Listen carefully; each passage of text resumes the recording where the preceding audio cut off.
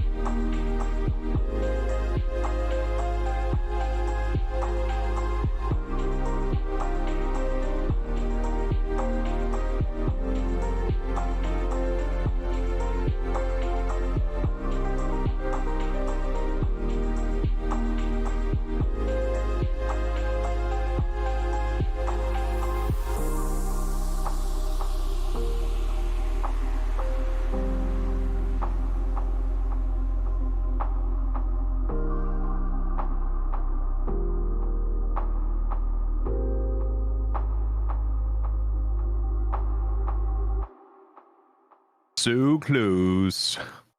Hi. 69 likes. Hi. Wait, we already passed 69 likes. Hi, thank you for calling Wizards customer service. How may I direct your call? What? I would like to speak to who is your manager, sir. I'm the manager around here. I'm Mr. Wizard. How may I direct your call? What kind of spells do you know, Mr. Wizard? Are you calling in response to the Planeswalker Party Enduring Enchantments Eldrazi Unbound and Sliver Swarm preview season? No, I'm calling because I want to know the meaning of life. Yes. Each deck is not a premium deck. It is an expensive one. They are filled with AI? cards. Are you an AI? AI was asked about the invented meaning in of life. AI AI became popular in 2022. Let me guess. As an AI language model, you're not able to give me sufficient information. Chat, welcome back. I'm Puke Skywalker. That's Fart Vader. We're here to party. How did you know that that was my legal name? How's everybody doing tonight? That would never happen. Do we have... That's not a believable joke. Do we have any energy? Oh, we got to get rid of that stream monarch. That's an old monarch. I can't believe you didn't. Old monarch. I can't believe you didn't complain about the prices of the commander decks to customer service. You just kind of Did I leave you hanging there? didn't play along with that one. Oh my god. I'm sorry about that. I was trying to figure out the meaning of life. Oh, I do as an improv partner though. Yeah, I definitely negated. That's that was a big move. The Stream Monarch. Ow! Good. Man. Al Goodman. Al Goodman with the 5 gifted memberships. All Cheers. hail, chat. All hail. The Stream Monarch. I better see you all hail. Happy Wednesday. Hello. Hello Wednesday. That's what I call it. Hands up in Around chat here. if you canceled your pre-order for Commander Masters in any fashion. Just real quick, I want to get a count. Type 1 in chat if you have canceled any pre-orders related to Commander Masters. Type 2 in chat if you're holding strong. They're saving the mana crypt for the last day. Ooh, are there still mythic slots available? I don't even know. I don't know. I was making another thing. I was making a cheeky comment. I don't legitimately I don't even know. Do you know? No, I don't legitimately know. I don't know. I don't legitimately know. Tom Hickey says uncomfortably too. I take an uncomfortably too every morning. Jake, what were you saying? No, I was going to say, I've kind of changed my buying strategy around here for singles from, wait like a month after a set comes out to wait forever. Yeah. Because what I've noticed is that anything that isn't like the big heater from the set or like the card that immediately goes to modern or like the good land cycle, everything else just continues to hit all-time lows. It's just the biggest grizzly bear market, and I don't know if we'll ever be a raging bull market over here again. It's hard to tell.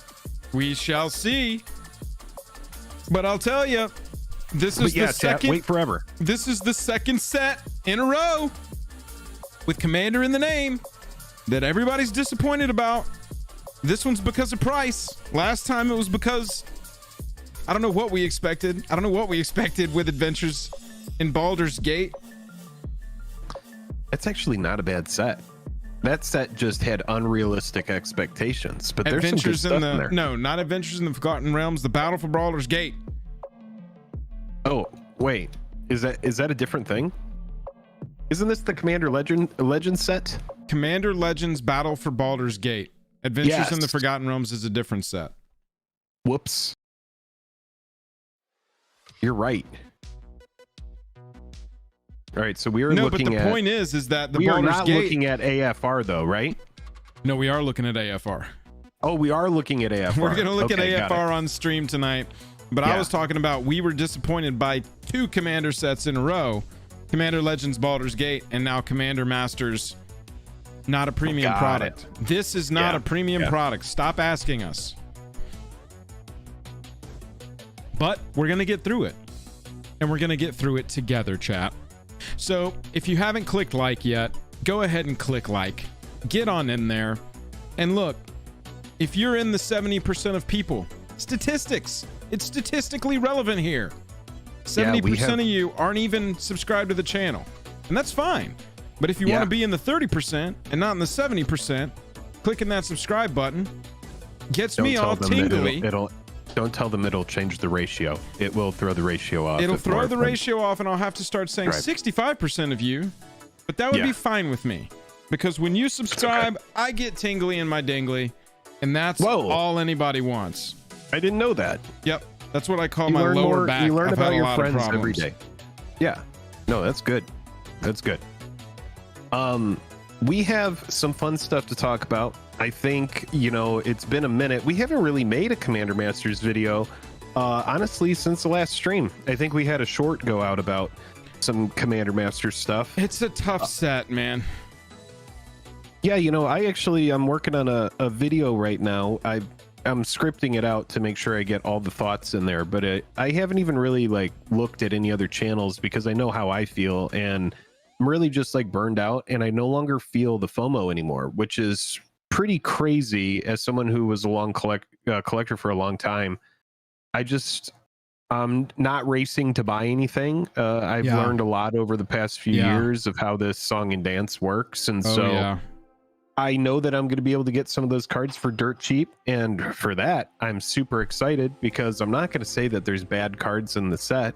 I just think the set is overpriced for the kind of stuff that's going to be open. All there's going to be a lot of junk rare packs, that kind of thing, and if this wasn't positioned like a premium product, I think everybody would be overjoyed by this. But we'll bang somebody smash the they've got to protect their reprint equity gong. We need to get a gong. We need to get a gong, and every time we talk about reprint equity, we go we need a reprint equity gong. My gong, my you gotta beatboxing gong. Yeah, it's got to have more tenor. You just had too much bass. You need more hi-hat. That's me trying to do it.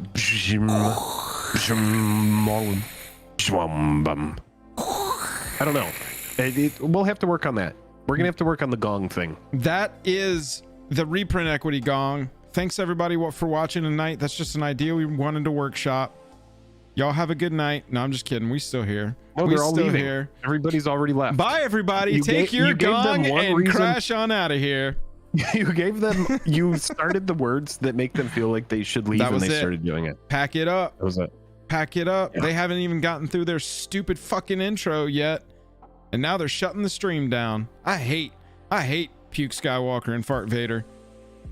Those guys are awful, and I don't understand their ideas. That's kind of like if I were watching us. And Commander Masters, and their names sound like they're from Star Warts. Look, don't you just casually hit me with Star Warts, because that was pretty good. Star Warts?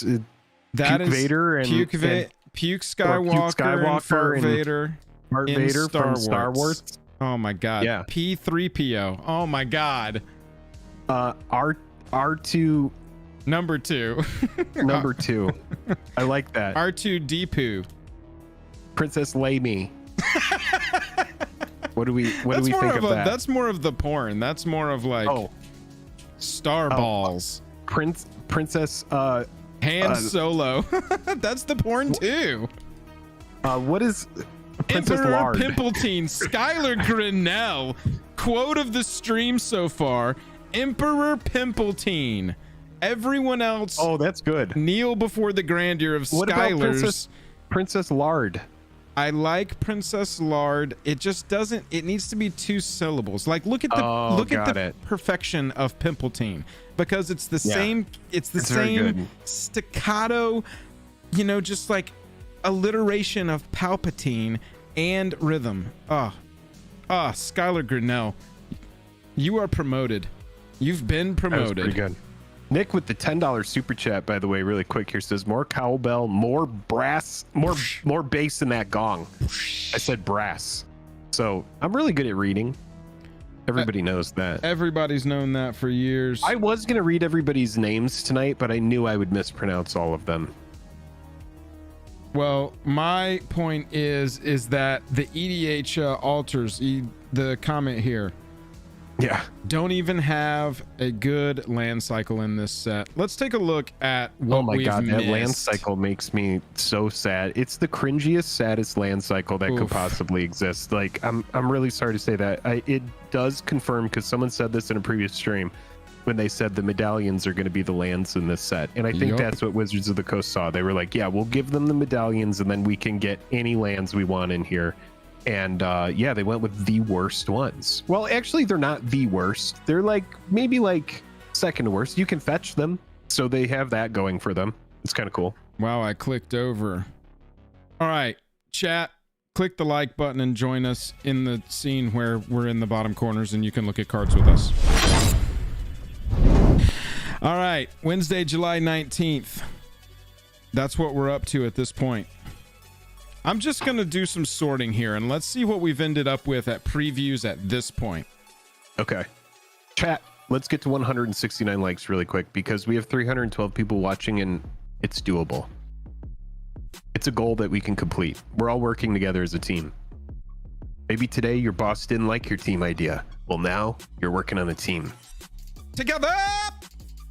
Just like everybody in this unit. Art for Fierce Guardianship, Jake, they did it. They actually did it. Fierce did, Guardianship reprint, 3 different versions, regular, etched, and your showcase full one, whatever you want to call it. No one's going to judge you for what you call it. You call it whatever you want. Frame break. Isn't that what they're called? Or is that Marvel Snap? I can't keep up anymore. I'm not. Wait, I need you to share your stream with me, if you may. You haven't been, but I've been watching it on the little YouTube thing in the studio. Now I'm ready to join you. This art, this is almost as good as, you know, like Wind of Change by Scorpions, you know? It's like a really, really good version of the card. Not going to overpay for it, but no. Yeah, it looks awesome. It's at Rare, people. This is at Rare. They did not print this at Mythic. Thank Bolus. Yeah. Because I ain't interested in this card coming in at Mythic. That's basically doing nothing. You've done nothing. The lands suck, but there are some good rares. That's kind of like the TLDR of this set. Agree. Looking at this top 8 doesn't represent what I think the final top 8 is going to be. And look, right now, take us sorting Scryfall by price USD with an entire salt mine, because oh my god, all of this is random pre-order stuff. Some of the cards haven't even hit. Like, look, of the medallions, the green one in etched is the most expensive of the medallions so far. that ain't how that's gonna shake out. Okay, that ain't how it's gonna shake out. But it does give us some kind of sense of where people's minds are at the very least. Jake, I saw this coming through. Yeah. New demonic tutor. Oh man, really like it. Giancola killed this art. You may recognize Giancola from some other cards, such as New Command Tower, Solemn that we've seen, the Force of Will from. Ooh, there's some good stuff. Yeah. Ferrari's Wake from Horizon. Giancola has been killing it for a long time. Back to Urza's. So really love Didn't they them do a coming Commander through. Legends Battle Bonds? No. I don't know. Believe so. This piece is so choice. Some of the things that I'm most interested in right now are some of these rares and mythics in this treatment, because such as Brody Ham just said, what's up, Brody Ham, mod of the channel, everybody wave at Brody. Oh, hi, Brody. The frame break or the full art or the whatever, like this, that looks cool as shit. It makes me want to play Balefire Dragon, you know? So yeah, and there is another good note that we should add about the art is, like, those treatments will likely not come back in a future set. Right. Those will probably be specific to this, along with the what are those? The portrait versions, or what are we calling these? Profile. Yeah, the profile versions, of course. Coslick, so, the great like constipation. I love that one, actually. I think that's awesome. I like to think that that's his little head trying to sneak out of there. I like to think that that's his little mouth right there. And that's his nose above. I'm Coslick. He doesn't have a nose. And that's his big nose. No, that's his big nose above. And then he has that little eye there. You see that little eye on that fold right to the right of the bulge? Look to the right of that. Yeah, down. There it is. That's right the there. eye. That's his little eye, and there's his mouth. Yeah. That's what Kozilek looks like. Yeah, that's what Coslick looks like. Coslick looks like a derpy nerd, but he's like, I'm the great distortion. He's like, I'm big, though. I'm big. I'm a big derpy nerd, and you don't want to mess with me. I will annihilate you. I have tentacles. I have tentacles. You know what? I like Yeah. this. No, but to your point, Cool. yes, correct. It is like it's like with Secret Lair, mini reserve list. It's like any of the treatments in 2XM or 2X2. The special It's just treatments tacky to bring won't them come back. Exactly. It's tacky to bring them back. Exactly. It's like bringing this back from this set ruins what little there is that's cool about it, Correct. right? Like, especially in a time where everything's getting reprinted in all these different variants. I mean, decks are just going to be fully customized. It's MTG is the Fortnite of card games. That's kind of like what That it's is, like. and I think that is the future of Magic. Yeah. Yeah. Deflecting SWAT in this treatment, Jake, with Corvold actually in the art. I love how self-aware of the community this is, because you've got the top commanders on EDH Rec, and look, Corvold has always been up there. Number 14, boom, right there, past 2 years. If they start, oh God, I would just love this. Providing, and Wizards, this one's on the house, because I want you to do it for some of my commanders. I'll send you a list.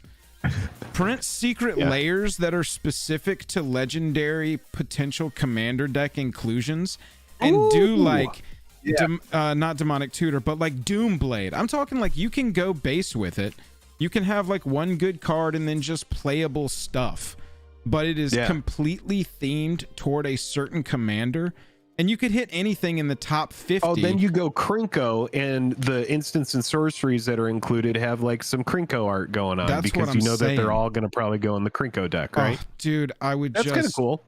It's like Corvin. I mean, Corey Irvin. I combined your first and last name because you made me so excited. Yes, Corey, exactly. A spellbook, a commander spellbook. Oh, baby, Watsy. Secret Layer team. That one's on the house. I mean, because if you have especially a resource like EDH Rec, which is great, you know, this is an amazing resource, and they make great content too. They have good videos. This is a really good idea, because you can go in and then you can sort based on what the most popular cards are, and you can pick and tailor secret layers. I really like that idea, Joel. I think that's a great idea. Alan, that is how you milk your player base, but it's in a way that it's to the benefit of the community, and it's providing options for purchase. It's saying, if you want this, great. If you don't, great. They've gone that route. They've been doing that for 2 years now, and so you got to get used to that. That is the way. Now, it's like sadly, Fortnite some of these skins. commanders, they like price themselves out, right? Like, we're probably not going to get Edgar Markov in a secret layer, despite that being a really good idea, because Edgar Markov is such an expensive card to this day. And they you would very have reprint it pointedly chosen not to reprint it in this set. Yeah, and it needs to be pummeled down in price, but they're saving the reprint equity on that card. So it'd be cool to do it with something like Muldrotha, for example, where like Muldrotha isn't an expensive card anymore, but it as a commander, I mean, but it definitely has some expensive stuff in the deck. You know, we know what their MO is with Secret Lair. They highly study the secondary market with those products, because we've reviewed all of them, and they're all like pretty much around the same price point, with the exception of like Praetors and a couple other ones that were slam dunks. Caesar with the $5 super chat says, the land cycle fail, rares getting bumped up to mythic fail, set is 6 out of 10, priced as if crypt, vault, and fetches. Why Urza within months over Edgar? Caesar, Urza was these are the questions. Such a poor choice. These are the questions. It's been tough to make videos on this set, because it's just so, it's filled with such mistakes, and it's just making videos of like, this sucks, this sucks, this sucks, when it should be a fun set. And it just blows that it's got all this connotation of the pricing of the entire set now is driving all of it, when this should be a really dope set.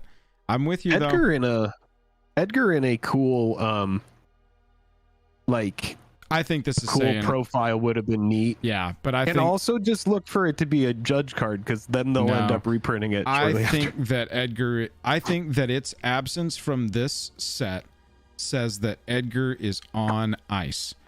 It says that they just were like, okay, here's what we'll do. Instead of reprinting this whole cycle, so we're talking about these commanders that have eminence, chat. They were all from, what is this, 17? Yeah, Commander 2017. There's a cycle of commanders that have eminence. Only Dragon is getting reprinted from this 4 set here. This is eminence from March of the Machine. What's Only the this price one. on these cards? I know that all of them, or Anala isn't that expensive. No, Arabo's like $8 and has a secret layer version. You got Anala that's like a $2 card. Nothing. Never been reprinted. So it's Edgar and Dragon. Exactly. And Dragon at 45 has had a secret layer, and now it's going to have the Commander Masters. But they just very distinctly made the choice of not giving this entire cycle.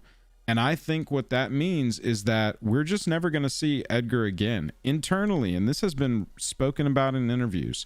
Wizards considers this card a mistake. Wizards considers this card too OP. Yeah. And Isaiah, I mean, I hate to keep bringing it back to this because some people got irritated in the last stream about Commander Masters, where we kept reminding people that this is a draftable Commander format that they're also making at the same time. And it's a draftable Commander format that they're also making at the same time. Edgar would break it. You could, if they put Edgar, then there would be a vampire sub theme in the set. Exactly. And then anybody who took Edgar, you would just be like, grab any crappy vampires because you're just gonna win. Because if you have Edgar in the zone, as long as you're casting vampires, you're gonna go wide and you're gonna outpace your opponent. And so it's just like, yeah, it's broken. It is broken as hell. Broken as all hell. Yeah. So I remember playing against you when we first bought these decks in 2017, and I remember playing Anala versus Edgar and just being like, "What the?" I was like, "Why is this like this?" Let me read that again. Like, he's just like playing vampires and just getting like 1/1s, and I can't do anything about it. Yeah, it's like you starting the game with an emblem. First time, essentially. First time we played Eminence, there was a lot of I just can't interact with that. There's nothing I can do about that. That's just happening. If you cast a vampire, you get a 1/1. You cast it. That's why that life I can't guy, counter it. I can't stop it. I can't. That's just happening. Who was the guy sitting on the throne that also had Eminence? Wasn't that Eminence, or was that a different effect? No, that was a different effect. Thing. It's different, but same. That was let's just say zone, command, and like gain, right? That should get us there. Someone in chat is gonna know right as we Aloro. Yeah. Ageless Ascetic. This was a very similar thing very early on, Commander 2013.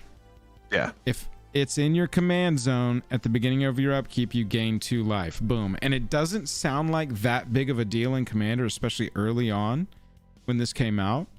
But yeah. When you can count on 2 life a turn, you can do some and this is an things. Esper, so it's got blue, which makes this even worse because then you can really like awful card. So shout out to Dom.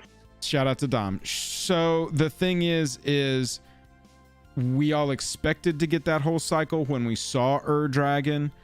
We did not, and I think it just means that Edgar's never getting a reprint, at least anytime soon. Maybe it's some kind of weird box topper thing down the road, but it wouldn't be playable in whatever the draft is. Exactly. It would just be some sort of thing. Yeah, exactly. But we did get Hammer of Nazan, which was also from that set. We saw it in Double Masters, but those are the only 2 printings of it, and so now we're getting it in an etched version, which I think is going to be a pretty pricey card. You can see the 17 and the Double Masters 15 and 20 respectively. Right now it's pre-ordering for 75. Don't even look at this number. Just pretend like this number doesn't exist. But I do think it's going to be more expensive than both of these versions, because that's going to be the premium Hammer of Nazan that's not getting a special version, and it looks cool. It has that appeal for like the people that want to have like a fully etched deck, which is becoming more and more a possibility. I mean, Wizards of the Coast is really smart in a lot of their decisions that they make. Their execution sometimes falls short, but they do have really good ideas, and making it to where, you know, people can customize their decks to be now a normal version, a foil version, an extended art version, or an etched version, or whatever, secret layer retro version even. Frame. Yeah, Showcase so many different from the so many different things. Dude, I want to talk about the Void Gorger up there. Let's talk about Void Gorger. That's a new card. This is a new card, right? This is the base commander for the colorless commander deck. Oh, okay. This is got it. But this has made silly cards like Scour from Existence go up in price. Yep. Which is just like an old Battle for Zendikar janky common that costs 7, and it's silly.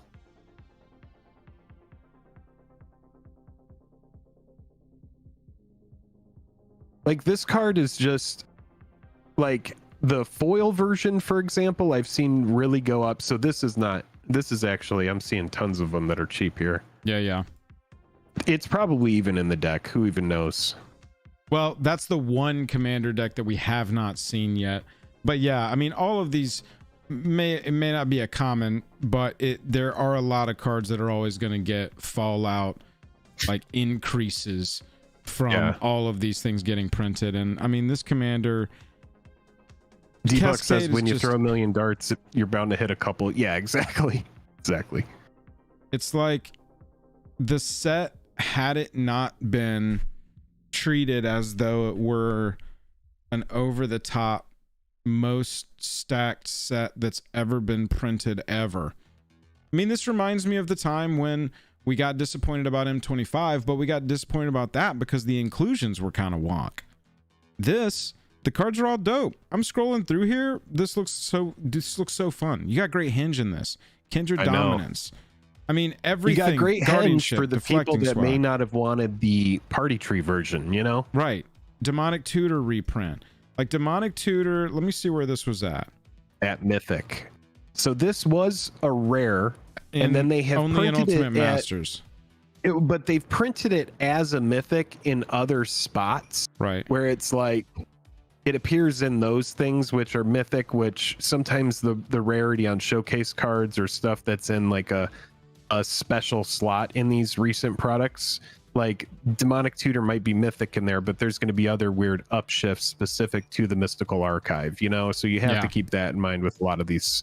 But this is a big one, because the last time we got this card as like an actual reprint, I would say, is like Ultimate Masters, where it was in like the base set, and it was rare. As a so rare. now it's Mythic. Correct. Yeah, but 3 versions. I think they probably upshifted it because we were going to get all these multiple versions of it. And this is a card that they still want to turn heads with. I refuse to say the other phrase anymore. I'm just going to say they really wanted to turn heads with it. All these special arts. You got Psych Rift, Land Tax. You reprinted Smothering Tithe. You got Personal Tutor, the medallions, top commanders. Really quick, let me get this $5 super chat here, Joel, from Caesar Incarnate. They teased Dragon, giving intentional false hope for more eminence to drive pre-sales. So much false hope after 5 cards revealed in the beginning. Yeah, I mean, I think so. If you tease one, it sends a lot of speculation right into the environment where people are thinking, oh wow, you know, if they're doing that, they're probably gonna finally reprint these 5. We're gonna get Edgar, and yeah, that's just not what happened. Thank you for that $5, though. I love this version of Mickey. That's a good one. I hadn't seen this card yet. That card looks... Yeah, I'll probably spring for that for the old Carador combo. Right. Mike and Trike. That version, I'm telling you, man, I'm not a fan of all of them, but some of the profile ones are pretty sweet. You got all these Lieutenant cards that are getting reprinted. You got Mana Rocks in new treatments, including Soul Ring. Not that we needed another Soul Ring, but that frame break looks kind of tight. Not gonna lie.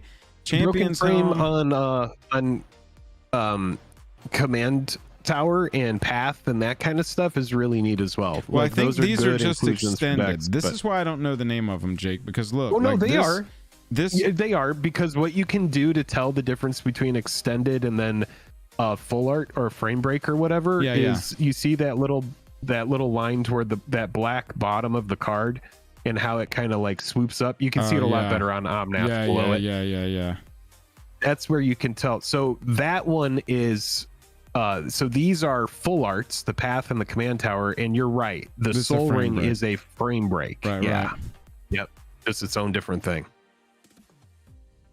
So there's extended art cards, there's full art cards, there's frame break cards, and those are all the different versions of the stuff that goes beyond the normal frame that we're used to. It's honestly a lot. It's really full of a lot of playables and boom pile, right? It's got a ton of playables and then there's boom pile in there, but sometimes you need a bad card. You got the bad card. Godfather really quick says, last stream you said Krinko artists had an agreement to never print new art for the mob boss. That legit or what? I have no idea. We probably said that as a joke. We do not have an inside line to the artists who have done Krinko art. You don't. Yeah, this set The is rare land cycle debuck is the set from Battle for Zendikar. well, and it's also got the opponent lands. Oh, can we just look at the lands from this set? Oh, I'm looking up got it. Eminence right now. Hang on. There we go. Whatever happened to the Godfather? The Godfather's back. I don't count Soul Ring and Mystery Booster, even though yeah. You got some Snarls. You got the Bastions. You got the Bad Oh, Triomes. they did put filters in. You got 2 or more basics. You got the reveal lands. And you got red, white, 2 or more opponents. You got the Scry lands, of course. You got Sunken Hollow, which is 2 or more basics. Sheesh. Okay, so Training we got Centers, 2 or Taint more opponents. Vault. and Battle Bond and Undergrowth. Battle Bond lands. Yeah. Wow. Yeah. Okay. So, I mean, Massive set. yeah, it's just a a massive, massive set. set. It's just still going to suck to open up Rugged Prairie as your rare. I know. You Yeah. know? The filter lands used to be really good and they used to be good value, but that was just scarcity. I mean, these are just, yeah, there's a lot of poo-poo lands. If you're going to put that many lands, at least put one like premium cycle in there. I guess that's what the Battle Bond lands are. Those are pretty good. Karn's Bastion, that's a good card. But yeah, I mean, Canopy Vista and that cycle, that's a bummer. Or, are some of those in precons, chat? Yeah. This is Got spread it. out because there's nothing is separated. Oh, there's no way to separate them. Okay, so the only lands that we know of that are in the main set that I saw are the Battle for Zendikar lands. I'm pretty sure that's the... No, okay, Hiroto is saying the Battle Bond lands are the ones in the set. Yeah, because look, it's got the special art. They wouldn't have special art like this in the precons. Those are good. Those are not bad. Mm-hmm. What's the price on Rejuvenating Springs? $3. Those are not great. Those are... I mean, these were Those are good cards. These were Those are good cards. printed in Tales of Middle Earth. Those are good cards. Fuck. Well, I mean, here's the set where you learn for sure that Jake and Joel aren't wizard shills because we're just like, I don't know, y'all. Look, Vault of Champions is tight. Dude, what am I a shill because there's I go on eBay, type in card, and I'm like, I want to know if something's worth buying. I mean, especially when something's like $400, I'm like, B is this an 211. educated buy? I Spec wish I had B211. $400 to just throw at shit all the time. I'd be like, yeah, buy that $400 You thing. I would. don't give a shit. You would do that. Spec B 211. This set is going That's to be a right. blast to draft. That is absolutely 100% right. I cannot wait to Card go to shop it some was. events this year. Jake and I are going to be in Vegas. By the way, if you're going to Vegas, we'll catch you there. I would love to play a full box 2-headed giant Yeah. of Commander Masters. It would cost us roughly $12,000 and it would be a blast. Do you think it That would would be be crazy. 12,000 or 12,500? Tell me which one it would be closer to. Dude, this set is going to be opened. Ugh, it's so funny because Wizards of the Coast has effectively burned out their OGs, and now they're just hoping that the new fish that they get in just like buy stuff to buy it and don't really care that they're buying most of it at a loss. They've pushed away the original collectors with products like 30th Anniversary Edition, and now they just expect people to buy these sets based on a name and not look critically. And it's so funny how there's like this rhetoric of like, we don't acknowledge the secondary market, despite like clearly designing stuff around secondary market prices. So it's just, I don't know. It's really interesting to have been here for The oh downfall. man, you really have to be immersed in it, but to have been here through, the different ages, you know, like the early days where you For open sure. a pack and it's just cards, and then at the end there might be a foil, and you could get a rare and maybe a rare foil, and you open a rare foil rare pack and holy shit, it's awesome. And we've seen it go from like FTV products, and it used to be where you would say, hey, you know the Elish Norn promo? And everybody knows exactly what you're talking about, right? Right. Where it's like, oh yeah, the promo with the Phyrexian language, and it's like a $450 card. Right. But now if you say Elish Norn promo, it's like, Which one? Which one? Which of the 9? What art? Which art? Is it serialized? Was this the bundle? And so- Was this the bundle special? Yeah. And so now it's like, it's very different. And so, yeah, I guess they just expect people to just buy stuff and not. And it maybe people are just addicted to opening the new thing and they know it, and they're just milking that for as much as they can before people really wake up to it's like, yeah, you just buy singles. They should have reprinted Bribery at Uncommon for the most fucked up limited format you've ever played. Oh yeah, did you play Bribery Blue again? Yeah, dude, everybody's. I want to play. If you can go Bribery Blue, dude. I want to play in a cube where there's briberies at common. I do like that reprint. I think that's cool. Remember when they showed Capture of Jing Jeju and everybody was like, "Oh, cool." I think cool is the best we got. Demonic and Tutor, love that. That's only the first drop, dude. That isn't even. That's like, you know, the insiders selling before the actual market opens. That card is gonna freaking plummet. Card's Crater gonna be Hoof like is a $28. 20 bazookas. Yeah, dude. dude. I mean, Imperial Recruiter. You know, I'm laughing. We need a video called Biggest Losers, and where we talk about some of the cards that were of extremely high. There. I'm over here laughing at Miskatonic Society said, "I have cards. Can you milk me, Hasbro?" And I'm just laughing, picturing Robert De Niro asking Hasbro, "I have cards. I have commanders that I like to play. Can you milk me, Hasbro? Can you milk me?" Well, Jay Lorshin says, again, it's a great set. It's just a stupid price. And it's funny because we were just talking to a gentleman earlier tonight. Joel and I had a little meeting on Discord, and he made that exact point. And a lot of people feel that way. You have a lot of these products that come out, 30th anniversary edition, for example, where it's an interesting product. And 30th anniversary edition, if it was priced to be cheap and just a way for players to experience the infancy of Magic and circle up around a table, get in a pot of 8 and open like super cheap packs, like it's understood that these proxies are cheap. I think 30th anniversary edition could have been a great product, but when you price it on the moon and everybody else is on Earth based in reality, that's when we have a problem. Dude, I'm telling you, they went hard with some of the art on this set, man. Look at this Grave Pact. I need it. That is pretty good. As the ritual neared really its climax, I saw the art and reached climax. I actually think that card at Mythic is a poor upshift, because even at Rare, the 3 black makes it very restrictive to any sort of like limited experience where you're doing like even 2 or more colors. Like that 3 black could mean like, you know, it doesn't even do anything the turn it comes out, you know? This seems like a value upshift. This doesn't seem like an upshift to protect the limited meta. This feels like a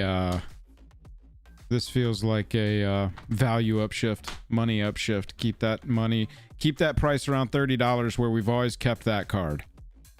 Yeah.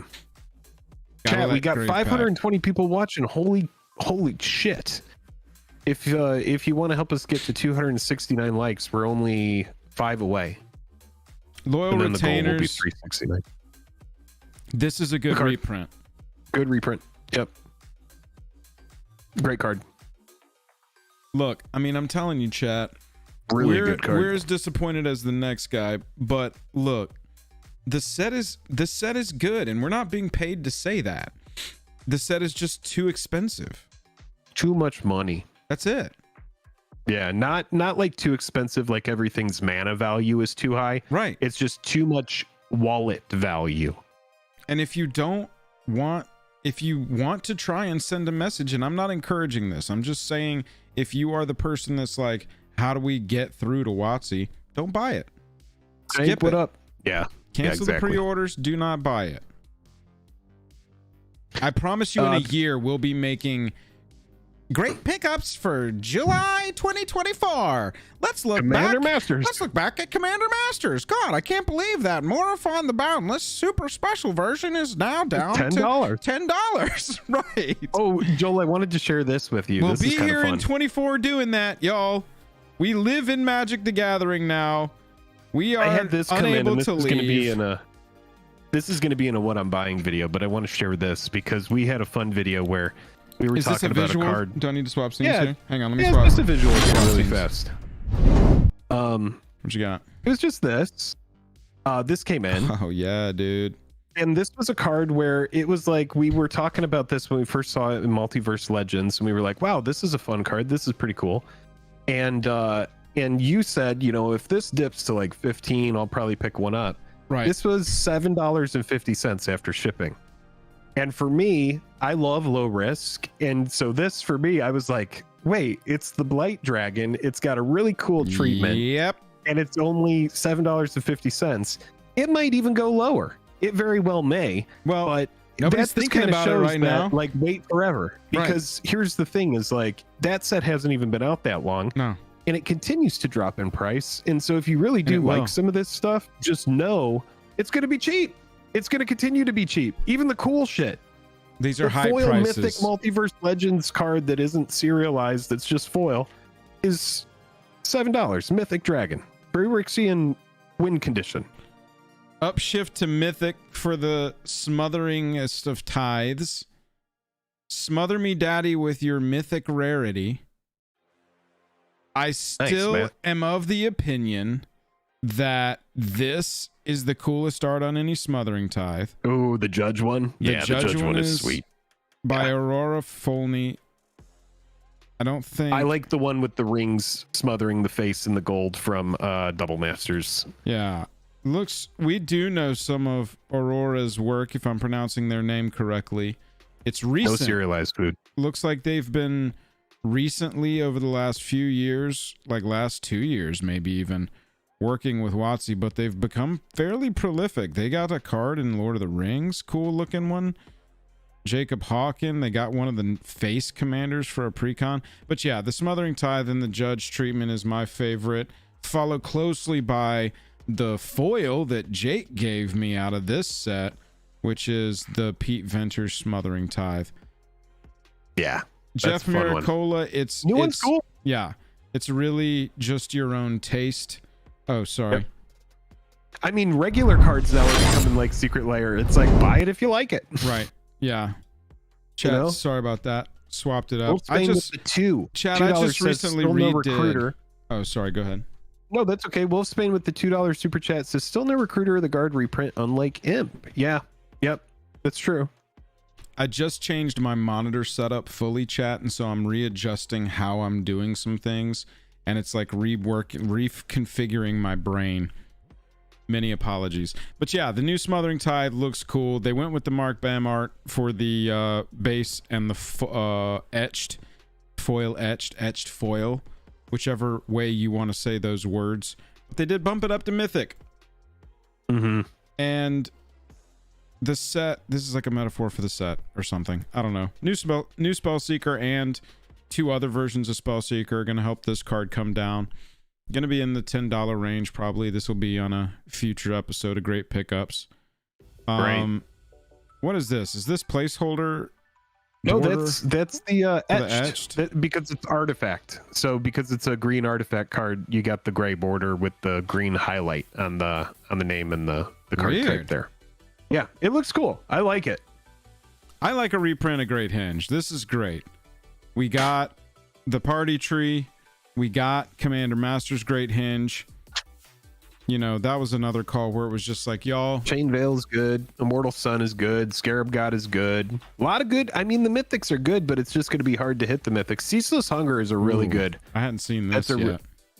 Well, that has the Secret Lair version too, which is very similar if you look at it. It's kind of like it reminds me of the breakfast one. I don't know why it does. It reminds me of the Secret Lair. It's very breakfast similar. And then Jake puts these 2 cards down in front of us. They're pretty similar. They're Jake- pretty close. Jake came drunk to the Ulamog comparison game tonight.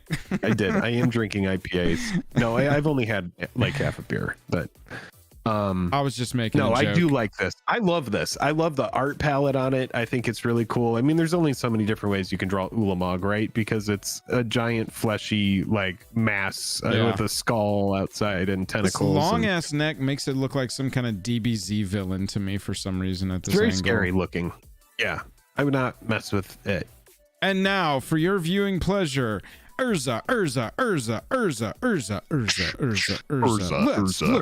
Every single Urza. All the Urzas, all the time. We've got retro Urza, extended art Urza, retro Urza, other Urza. Walter's here for 32 months. Holy shiz.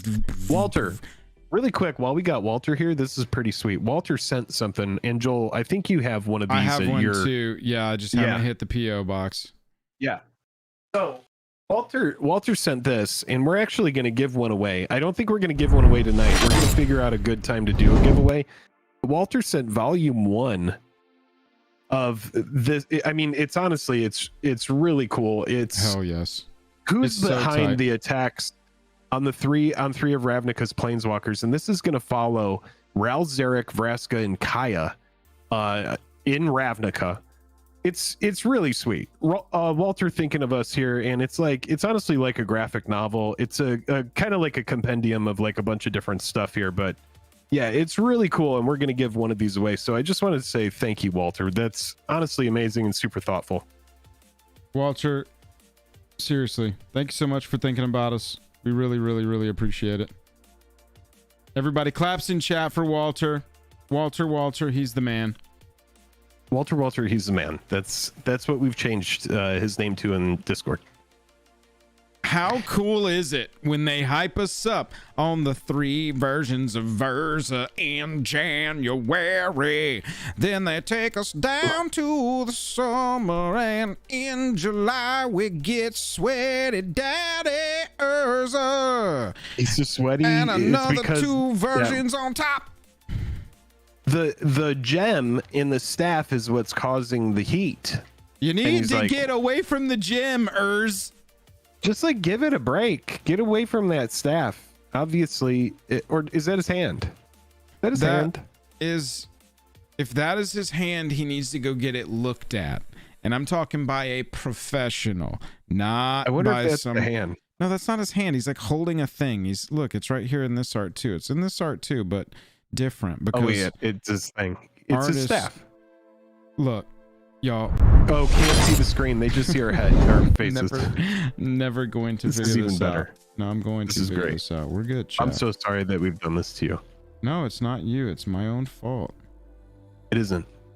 You're doing great. Is that a hand or is that a staff? It's a staff. It's got to be a staff, right? Daddy Urza. Look, it's just disappointing that we've seen that card so many times. It's a great card. I'm glad it's going to be an affordable pickup, but that's going to be the frequency of it. $8 mythic right here. It's right in secret layer range at this point. People are going to be like, "Whoa, have you seen the Urza Lord Artificer secret layer?" Yeah. I mean, it's 100% right in secret layer range. Easy peasy. Great reprint here. This is going to kill the price of it. Now's your chance to pick up Alms Collector for the cheapest that it's ever going to be. See, Fashion says it's totally a claw. What is this? Lobster claw Urza. Look at this. Big bird hand. Anybody seen this card recently? All right, hold on. We're ending this. We're ending this poll. Did you click like? We had 34% that said yes, Dad. We had 8% that said yes, Mom. We had 69 likes. Please come in at 30%, which is pretty good percentage. And then is your phone charged came in at 28%. Thank you to the 417 votes that came in on that poll. And now I'm gonna have a new poll coming up. This was a weird one. Vulgar, I like your chat there. Your thought there. Surprised they didn't upshift this one. Me too. This feels like the one from a value standpoint they would upshift it, but they just decided to go all out at rare. Give us the special, give us the etched, give us the base copy. Douglas Schuler coming through with the lady bound in spider webs. Avatar of Slaughter. I remember this card being printed the very first time in Commander 2011. And how it wasn't playable then. Oh, I tickle myself. Bloodchief Ascension in a special new treatment by Warren. Y'all, this is hot. Tell me this one ain't hot. It's tough. Which one? New Bloodchief Ascension. Oh, it's sexy. I like it. Warren Mai coming through. All right, chat getting in there. New poll, new Urza profile. Is it a claw or a staff? And they're fighting it out. They're fighting it out. We got 33 people jumping in there. Like, right, dude, you could open up etched chainer as your rare. Dude, this is like, you could put this in a bubblegum machine at this point. It's so cheap. I'd be fine if it was like the kind of thing where like once you remove the card from in front of it, it plays Rick Astley's you know, that would be sweet. Like if a booster pack just went and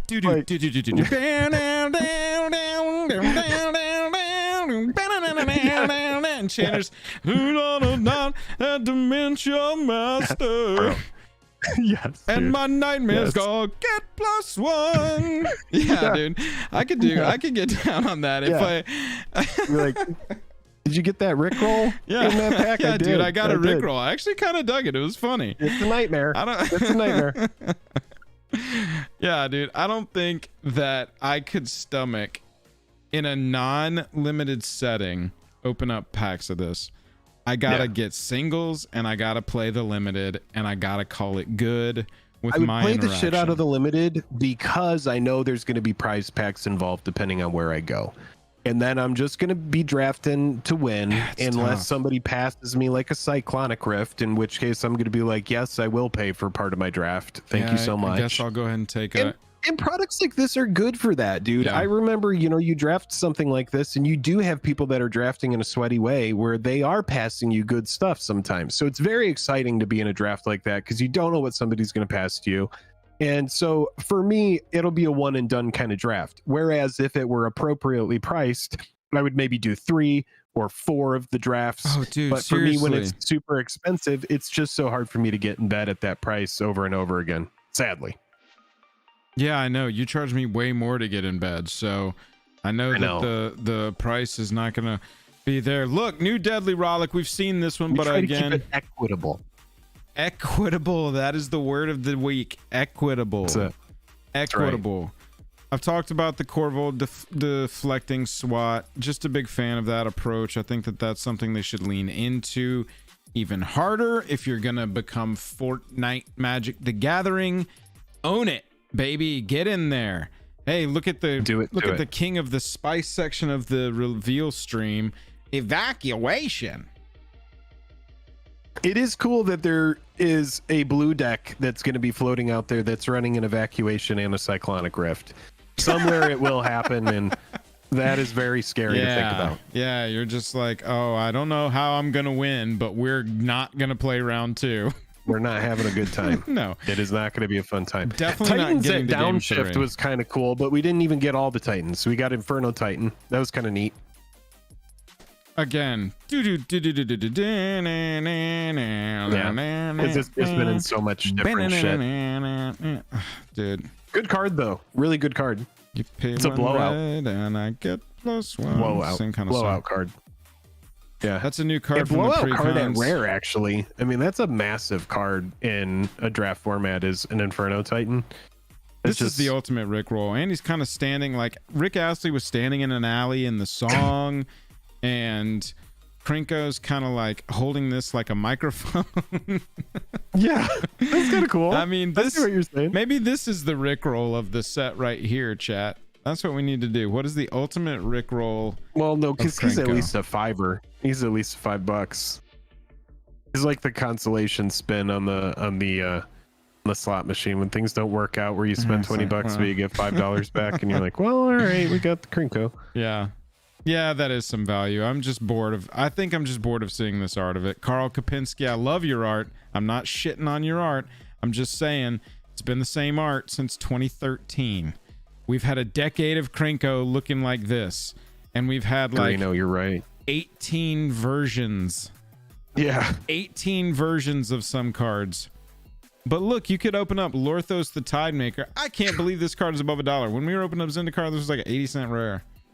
Did they print this at uncommon? No, that's rare. Oh, it could have been an uncommon. Easy. It's an 8/8 for 8 that does literally nothing unless you pay 8 into it. It's like when you look at this card compared to recent uncommons, there's like, I mean, when you really think about it, Colossal Dreadmaw's better than this card. I mean, it's a Oh, 6/6 for Jake, 6 with trample, You're right? telling me So, that like, 16 mana of investment to deal 8 damage, and it doesn't even have trample. plus It your doesn't even other have line. fucking island walk. Doesn't have anything. What is the point of it? Card is horrible for 7. What is the point of that? It should have been an uncommon. Everybody would have been like, finally, you get it. Same amount of mana you can cast Maelstrom Wanderer. I'm going that route. Yes. I'm going that route. Marin, I guess because it has that big ability if you want to sink 8 into it. maybe, but I don't know. We've got one more commander deck to get revealed, chat. That comes tomorrow, and then we're at the end of this season.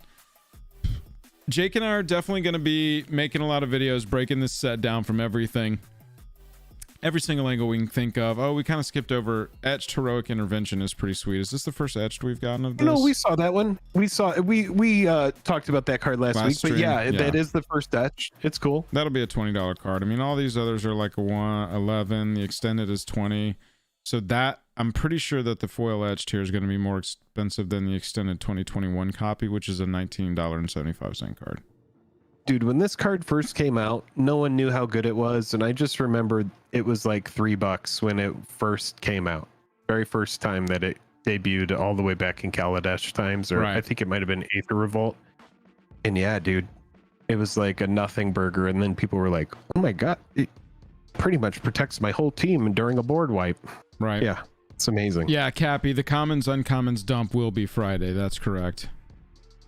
Right, Kaio, that's what I'm saying. There's not going to be anything of value there. Right now, we're just looking at it from a value standpoint. There's a lot of different ways, like we've been talking about, not being an apologist for the set, but there's a lot of different ways to look at this set, and value is one of them. And that's how we typically approach sets, so that's where we're starting. And then from there, like I said, we're going to make a lot of videos breaking this down from a couple of different angles and making sure that we've given this set its fair shake, because honestly, I was super hyped going into this set, but I think for some reason I don't know what I expected, right? I went to the freezer and I found a bag marked dead bird, and I looked inside it and it was, I don't know what I expected. So it's a Commander Master set. There are Commander Masters reprints, a land cycle. This set is a land cycle away from people being like, it's expensive but the set is stacked, and they could have just taken the price down and not worried about the land cycle even as much as they did, and probably had a better outcome overall. But right now, consumer confidence and consumer opinion is at all-time lows for them, and so I'm sure that they're just like, well, people actually like it, and this set's gonna sell like crazy because it says Commander, and the vocal minority on the internet doesn't represent everybody. Yeah, it's just expensive. Really quick, Alexander Simpson says, what do you guys think? This is a good question. Says, what do you guys think about the pickup times on high staple based cards like Commander 2020 free cast cycle, which is like deflecting SWAT, Fierce Guardianship, those cards, and Cyclonic Rift, cards like that? Alexander, not financial advice, but for something like that, what you really need to do is you need to look at the price of the card that it currently exists, and you need to say to yourself, as a player who wants to acquire that card, whatever the card is, you need to come up with a price that you're willing to buy that card at. And then if and when that card hits that price, you buy it at that price and be happy that you bought it at that price, whether it goes higher, goes back up, whether you caught the bottom perfectly on it and it just starts uptrending after you bought it, or it drops lower. Just make sure that you have a price that works for you, because I can't tell you where the top or the bottom is. And don't try to guess the top or the bottom. Just set a price for yourself that works. Let me see if I can look at, no, not Throne of Eldraine. What is the new one called? Wilds of Eldraine. Wilds of Eldraine. Another way to look at what Jake is saying, first look is July 28th and previews began August 15th. So roundabout August 15th, everybody's going to forget that Commander Masters even existed. That's going to start the downtrend when people want money to sink into Wilds of Eldraine for Great Hinge Part 2.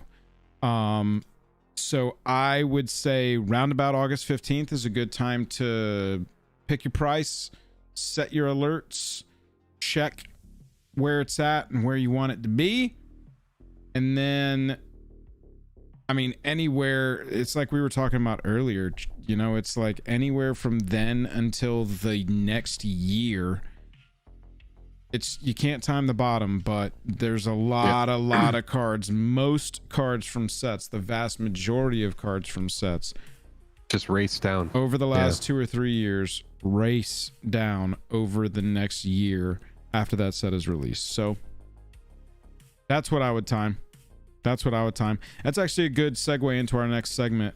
Jake, you want to take a bio or you want to jump right in? Yeah, just give me 10 seconds and then we'll get back into it. Do it. Actually, like 30 seconds. You said 10.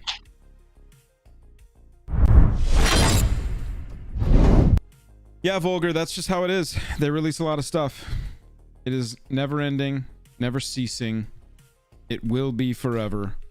And that's just how it is. Hey, Laugh, what's up? Thanks for being here. I see that you just joined. I do appreciate you being here.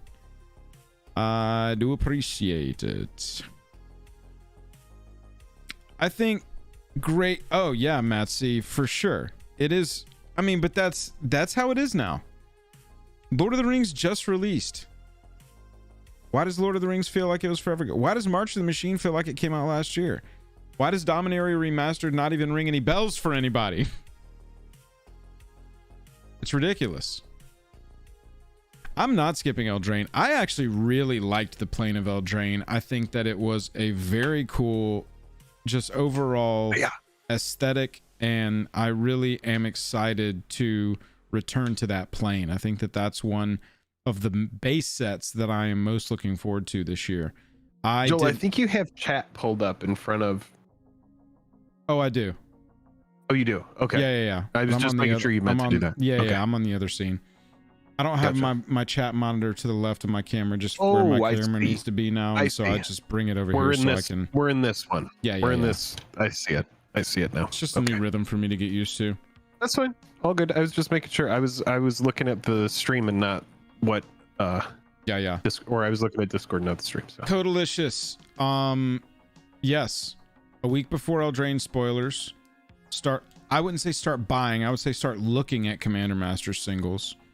Or wait forever. Wait until whenever. Just wait. Really quick, while we're in a little bit of a break here before we get in the next segment, I just want to say we got over 550 people watching on your Wednesday. Thank you so much for hanging out, making this part of your routine. I know that a lot of you are here, and we are here every Wednesday at 6:30 Pacific Standard Time. That is 9:30 Eastern. So yeah, come join us on Wednesdays. If you are here, if you are enjoying this, if you do find this stream informative or helpful, or if you're having a good time, we do encourage you to like and subscribe, especially if you think you're going to be back here again. Definitely subscribe, because that helps YouTube push this to you, and then set notifications if you want. And yeah, come join us on the next stream. We do appreciate you all so much for hanging out tonight. Free time with the 32 months. Holy shiz. I'm gonna have to do some badge updates, man. Yeah, you're gonna run out. We got some people here. I'm doing some badge updates over soon. 2 years, blowing my mind. Yeah. Oh, what was I gonna say? Oh yeah, chat. We're here every Wednesday night for the show. We're covering all things current events with MTG. We're covering MTG Finance and Commander. We may even play a draft together at the end and argue with each other about what card to pull while the time runs out. We need to do a draft. We need to force a mass tonight. Let's force a mass. I like when we do that. I like when we force a mass together. We will look at it. But Jake and Joel force the mass. Can that be a new stream, and people don't know if it's a Star Wars stream or a Magic stream? It's just force a mass. I think that is a bad idea. That is one of your ideas. That is one of your ideas of all time. That's an idea that exists in my head. Definitely one of your ideas of all time. That is an idea that existed within time. Yes. It is also crazy to think that there are other planets in our solar system, and that Venus is essentially just fire, and the sun is essentially just fire, and that, Saturn is very cold. Jake took some psychedelics when he stepped out of the shot. It's really intense to think about. It's just really like a black hole coming through here, and No one remembers anything. It'd be so fast. There is no record of Earth. It'd be so Doesn't fast. matter You'd be that fine. Steven It'd be Spielberg like wrote that the sub. Fablemans. It'd be like that sub. It'd be like choom, so fast you wouldn't even recognize what was going on. That would just be it. Yeah. Look, we get the Fucking question. crazy. All right, let's talk about these cards now. Adventures in the Forgotten Realms. Which ones? Okay, that sounds good. Every single set, just like we have been getting questions tonight, we get the question, when should I be targeting singles? Well, let's get in the time machine a little bit. I want to run it back to Adventures in the Forgotten Realms. Okay. When did this set come out? This set, that is a very good question. I know when it rotated.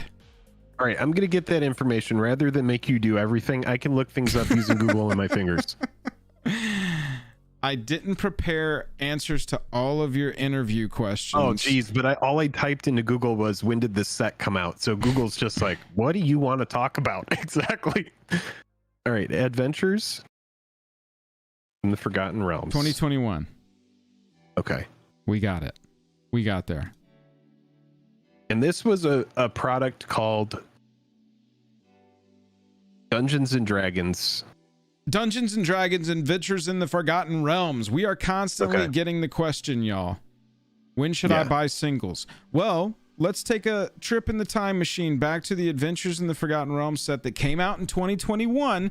But more importantly, and what I want to look at, it rotated out of standard in 2022, almost this time last year. September of last year, it rotated out of standard. So standard is not affecting these prices anymore. You're going to see things that have rotated out of standard. What affects prices in that set? Modern, if a card broke out into that format. Potentially Legacy, on an off chance that one of the random cards from like the Commander set broke out into it. And then Commander. That's what's going to be driving it.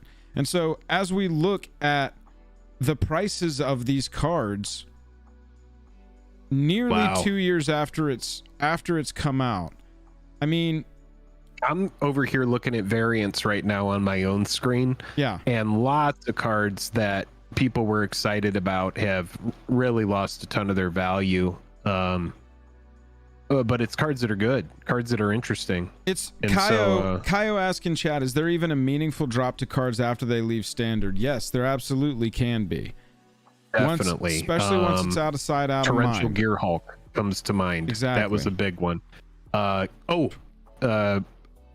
Benalia, History of Benalia comes to mind. That's another one that lost all its value. It's not a universal law, but it is a good marker for, okay, prices may have taken another step down. Yeah, a good indicator for something like that that's pretty simple to find is the card, while it is in standard, is it also making a splash in modern? Right.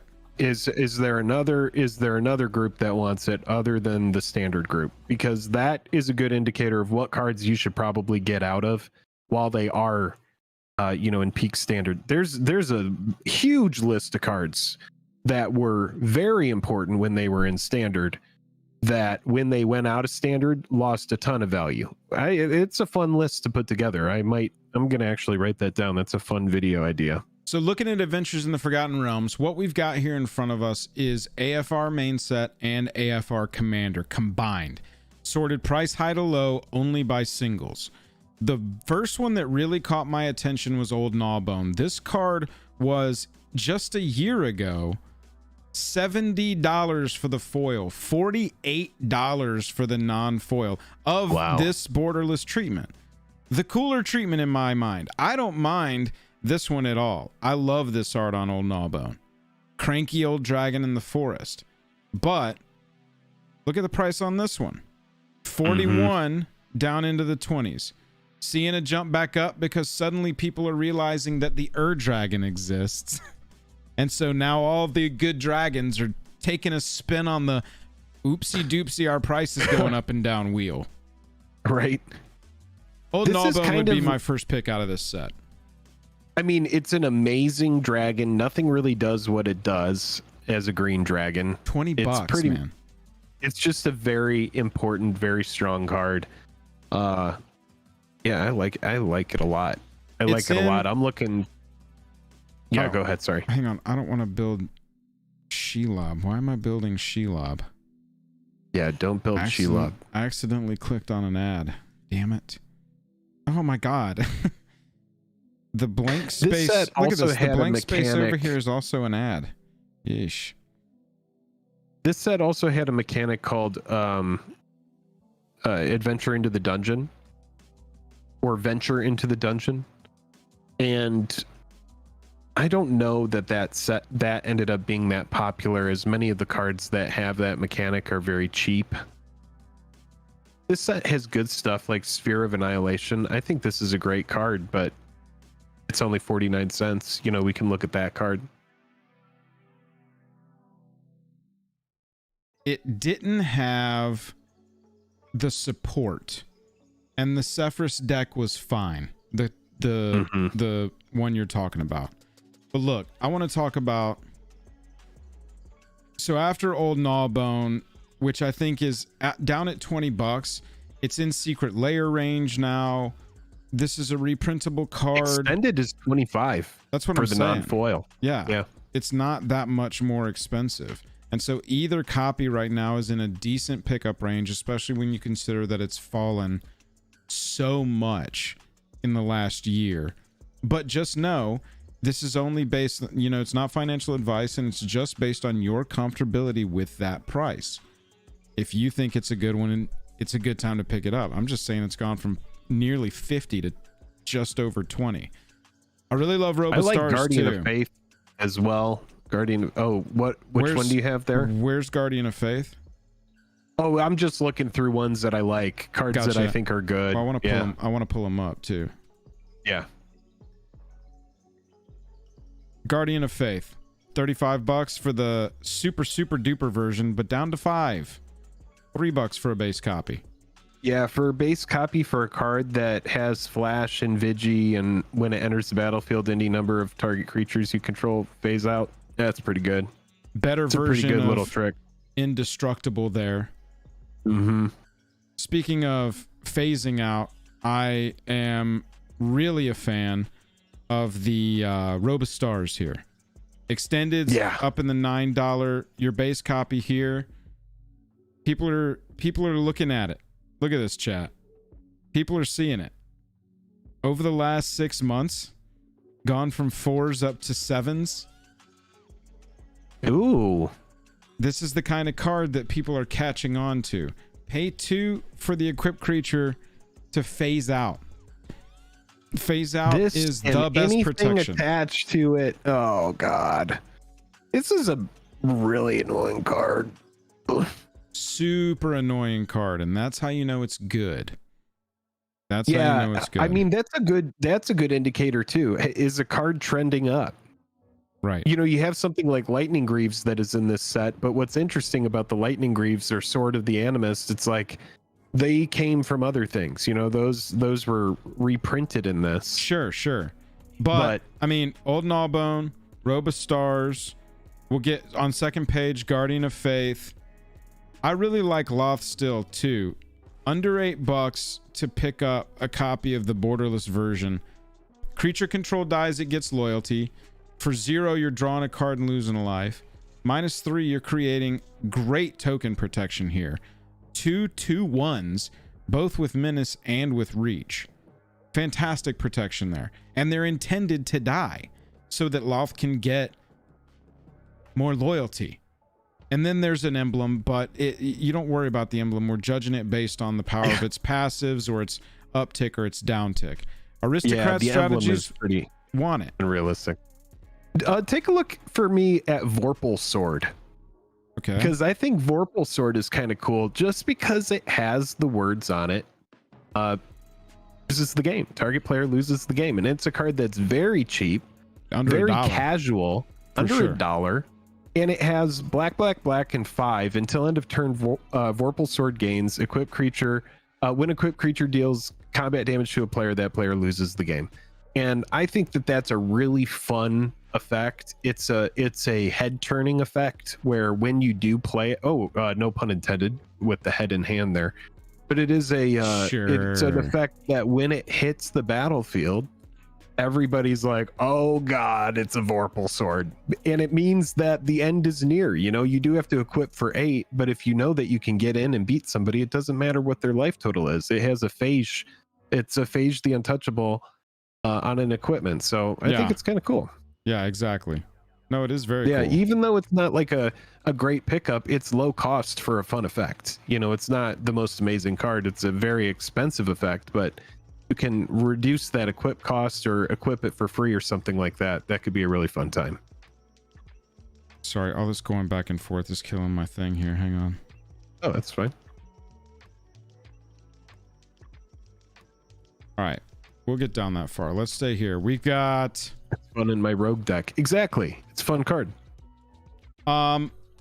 Huge underrated card that people are super sleeping on is Druid of Purification. It is 4 mana, and that is freaking everybody out.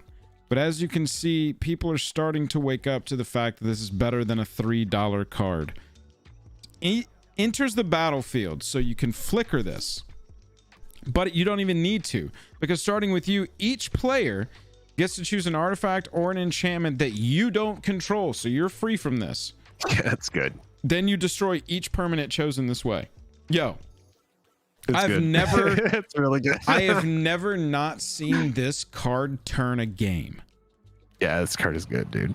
Reposition the game, because damn, this is such an underrated card. It's on the reprint scale, reprintability scale, it's pretty high because there's nothing tying it specifically to any plane or any IP. Yeah, everybody shares in the despair too, and what's fun about it is it Except for hurts you. less because you get to pick something. If you're on the receiving end of this, you still get to pick and destroy something that's annoying you, just so long as it isn't the casters or the controllers. Exactly. Dude, it's crazy, man. It's very good. That is one of my favorite sleeper cards from this set. At $6, I just can't believe that it's not more. But that shows you what And these the cards do extended over is time. cheap too. Right. Extended is pretty cheap. Few quick hits here. Dragonborn Champion. We'll go to page 2 after this, but Dragonborn Champion fits in... I also want to touch on Grim Hireling, which is on the same page. For sure. Dragonborn Champion, whenever a source you control deals 5 or more damage to a player, draw a card. It itself has 5 power, so it can trigger itself in a pinch. People are, again, now we're seeing where was the question answered? Like a year after the set came out. Now people are going back and seeing, okay, what were the power cards? They're going back and they're seeing cards like Grim Hireling, which for the extended $6. Or they're testing it out. Now, Grim Hireling is a card that when you go back, this card had a really high price right out the gate. Oh yeah, because it had treasure synergy. And this is a card that's a good example of a good card that if you are patient, you know, you don't buy it early. You could see even here with a card like this, big adjustment in price if you just wait. And now I like this price a lot more than when we first talked about this card. I'm pretty sure we had a short about how Grim Hireling was like $15 or something like that, and it's half that price now. So it was flirting. Yeah, Volgar, exactly. Flirting with 20s up there. Kindred Summons, you know, this one is gonna tank a little bit, but it's still a really good card. Looking at page 2. Oh, Wand of Orcus. I've seen some people really like Wand of Orcus. I've seen some people really dislike it. You can kind of see the downtrend after a big spike. It's got some legs. I've had it work. I've played this card before. I've had it work really well for me. I've also had it kind of be like a womp. So it's the zombies matters. Right. Yeah. It can be useful in just equipment, but you're not playing the color black in equipment a lot of times. Maddening Hex. Chat, what's your opinion? 1, I like Maddening Hex. 2, I don't like Maddening Hex. I've had a lot of people love this one. Whenever you enchant a player, you enchant a curse, so you're enchanting an opponent. Whenever that player casts a non-creature, roll a d6, deals damage to that player equal to the result, then it just goes to another opponent chosen at random. Is this in your Karavek deck, Jake? Because this is that kind of card. It's cool. Yeah, it's cool. I was just thinking about it in that respect. The enchantments in that deck are really refined at this point because, you know, early on I was just like, add anything in that just passively deals damage. I like this because it's a whole D6. This could really accelerate a game. I think it's pretty good. It's a fun one for sure. I've had it be just kind of an annoying little thing that's pinging everybody down. People that responded, not a huge fan of it. Mantle of the Ancients, though, is this one where it just returns any number of auras and equipments from your graveyard of the battlefield attached to the thing that enchanted. So this is like a Hail Mary in decks like this, where it just kind of wraps the game out for you. Yeah. This card is good. Spiked up. This cool. You can see year after, Wow. really low. Ooh, baby. Yeah, look at Spiked that. up. Well, enchantments matters. Nixthea got announced. Everything goes absolutely yeah, dude, this insane. is a good chart for sell into hype. Oh yeah. Because it shows that after, you know, the deck comes out and after the hype wave fades, there's a big adjustment. This happens a ton of the time with Magic the Gathering cards too. A ton of like buying. Like when Protean Hulk was unbanned in Commander, and everybody went out and bought those, and then it's like if you were late, if you buy that rip, you get burned. It's like when I bought Hogak foil for $40-something late. I was like, oh god, why did I do that? I even knew in the moment I was doing it that I did it. I was like, this is a bad choice. I was like, I'm like, this is probably a bad choice buying this at this. I don't even know if they're going to get it to me in time for me to flip it. And by the time I got it, it was like a $20 foil. And I was like, this is just stupid, whatever. And now it's like worth $3 or $4. I don't know if anybody's ever played Ebon Death, but this card can be annoying. All you got to do is have another creature die, and this card returns from the graveyard to the battlefield at instant speed, so you can do it on their EOT. Now it does ETB tapped, so it doesn't like, it's not a combat trick, you know what I'm saying? But at under $4, under $5, this is for the foil here of the borderless, $5. You can get this one for super cheap. Zombie Dragon. Here, let me look up this card really quick. Sorry. I also really like Zorn. Look at the chart on this card. This chart is just like so weird and reactive to treasure cards being printed. But it's a 3-mana 3/2 that just says if you would create a treasure or more, you create that plus 1 treasure token. It adds 1 treasure token to everything you do. I thought that this was going to do more. I think it had way more hype out of the gate. But here we are 2 years after the set has come out, and we're looking at a card that's down into the $2 range. So I love Ebon Death with the card Disciple of Bolus. Disciple of Bolus is a really cheap, fun card that reads, when Disciple of Bolus enters the battlefield, sacrifice another creature, you gain X life and you draw X cards where X is that creature's power. So this plays really nicely with Ebon Death because Ebon Death is a 5 power, and so you know you're going to get it back too. So if you're playing like stuff that's going to get reanimated with a big power like that, I really like Disciple. Does a nice little inclusion with it. Yeah, absolutely. So you can kind of see the trends, chat. A lot of these charts, because we typically look at sets a year out, I wanted to go 2 years back here and sort of line it up with a standard rotation and see what that did to the prices even a year later. Because you see those prices just tank and tank and tank and tank, and people are asking, when do we buy? When do we buy? Well, you could wait up till a year, and it's most likely following trends. Still going to be going down. Still going to be going down. I mean, look at Tishar's Hideous Laughter. Right. I mean, I love that card as like a mill card. And if you're building like a Bruvac EDH deck, I mean, look at what this card has done. It had a big spike early on, and then it was like, it just has trended down, down, down. And now you can get just a copy of it for super cheap. Yeah, extended crazy, for $2-3. This is one, look at the trend on this one now. This is almost exactly highlighting what I was talking about. The trend, my goodness. The cards are up, they come down, and now this one's working its way back up, even though this was over the last year. This essentially says equipped creature has hexproof. I've had winged boots kick my ass before, dude.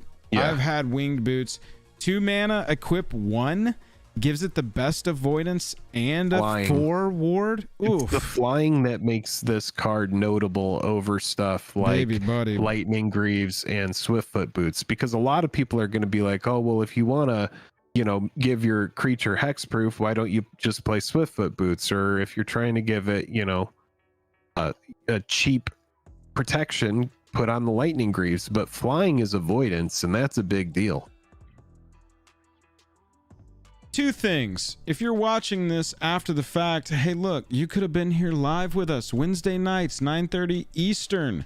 Come and hang out with us. Talk about these cards with us live. We'd love to see you.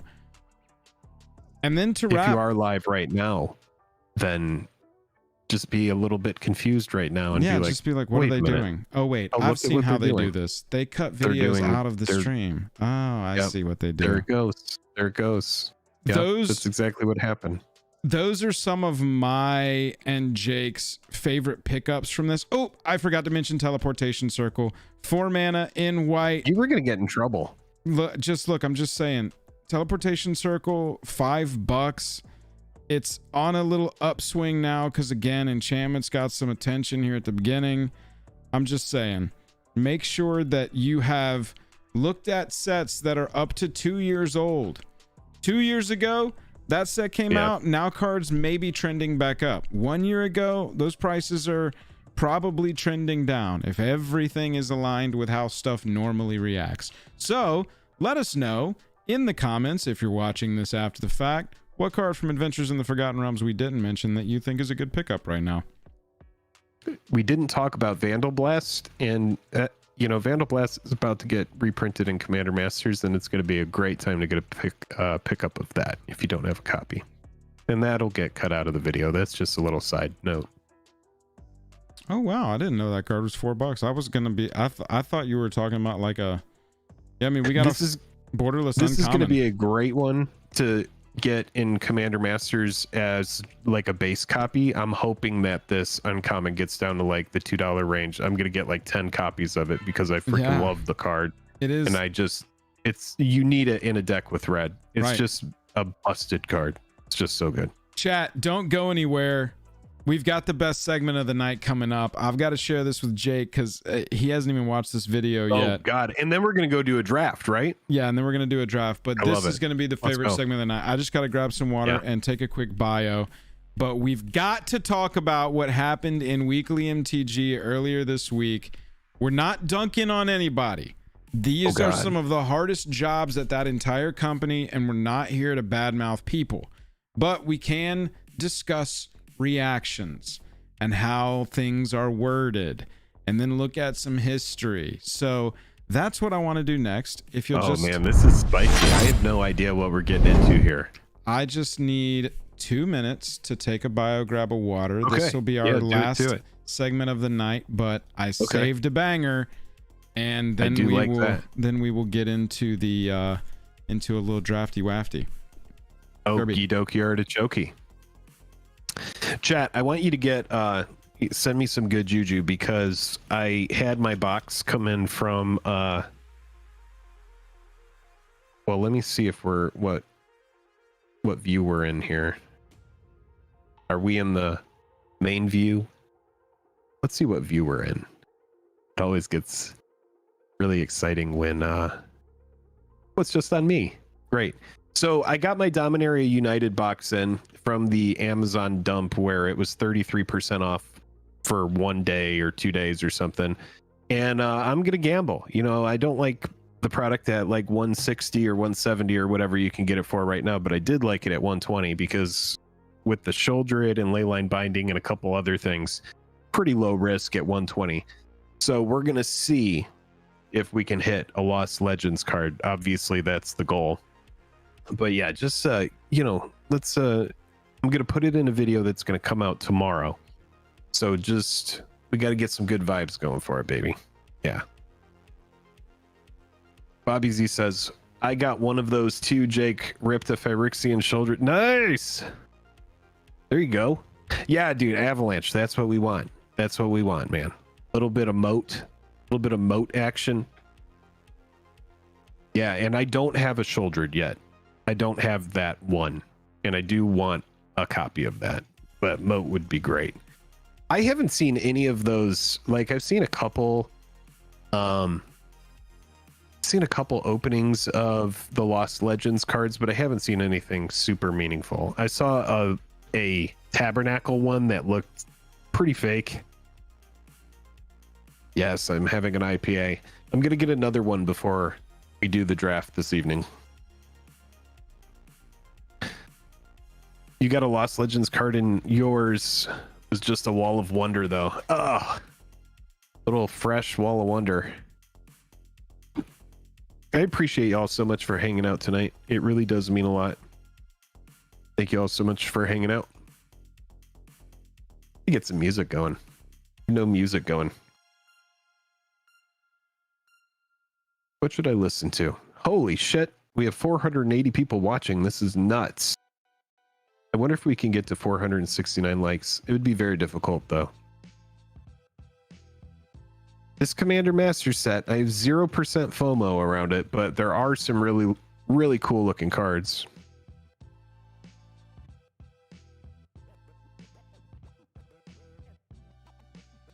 All right. All right. As we get into this, all hail. Chat. All hail, please. Hands up. Crowns in Al chat. Goodman. All Al hail. Goodman. Al Goodman. Stream Monarch. All hail. There we go. 07's in chat. It's late over. Where Papa Joel at, yo? Get to step away for just a memento. The Magic Gods owe you a emote after all those Amano misses, brother. Dude, oh my god, those Amano misses. I was actually just talking to Joel about us potentially reviving that series, and I was like, I bet you 3 episodes would fill up real fast if we got a case. Anybody just here tonight? Quantum Mechanic coming through with Quantum the 10 gifted. 10 gifted. Quantum, thank you so much. Yoinking Stream Monarch. All hail. Crowns in chat. Hands in chat. Hearts if you're watching live. I know there's a little heart thing. You got to tap the little heart thing. Or the celebration. I'll tap the heart thing. Tap the heart thing. I can tap 100s Oh, as well. hail. Al Happy Goodman. face. You ruled with brevity and mysticism. Yeah, it would be Japanese hail. War of the Spark. It would be a revival after a long time. Quantum, thank you so much for that 10 gifted. We really do appreciate you so much, man. Anybody in chat, raise your hand. No, type 1 so we can differentiate. Anybody in chat, type 1 if you would go in on a Japanese War of the Spark box. It would be a case. And we'd have to find a price on a case. Yeah, we don't know what the price would be, but it would be reasonable. We wouldn't be doing it. I just want to see how many people, and I know some members and patrons will be the ones answering here. But like if you would want to get in on a foil quest, a mono straight up, not the most recent set. Hitting a 1. Yeah, I mean, of the people here, right? Look, Jake, we could definitely fill up a whole episode easy peasy. Yeah. Yeah. So we'll probably get something going on that in the future here and give people an opportunity in the Discord to go in there and they would know ahead of time, because it would have to be the kind of thing where, everybody knows at the same time, because it's like a first come first serve basis. But yeah, I mean, it looks like we could probably fill maybe like even 6 episodes. So we'll keep that in mind, because that's something that we have not done in a long time. That would be a great revival, and maybe the Amano shows up. Maybe it just needed a hiatus. Who knows? All hail. Food time. Make sure you thank Quantum if you got a gifted membership. Oh my god, food time, waiting for that episode. What is it? 69. That's right. What episode did we get up to? 50? 51? We're in like 50 something, and food time was like, if we get to 69, he's going to send his box so he can be in the 69 episode. All right, let me reshare correctly with the audio. Back old school. I know, right? Meaning I need to turn down this audio.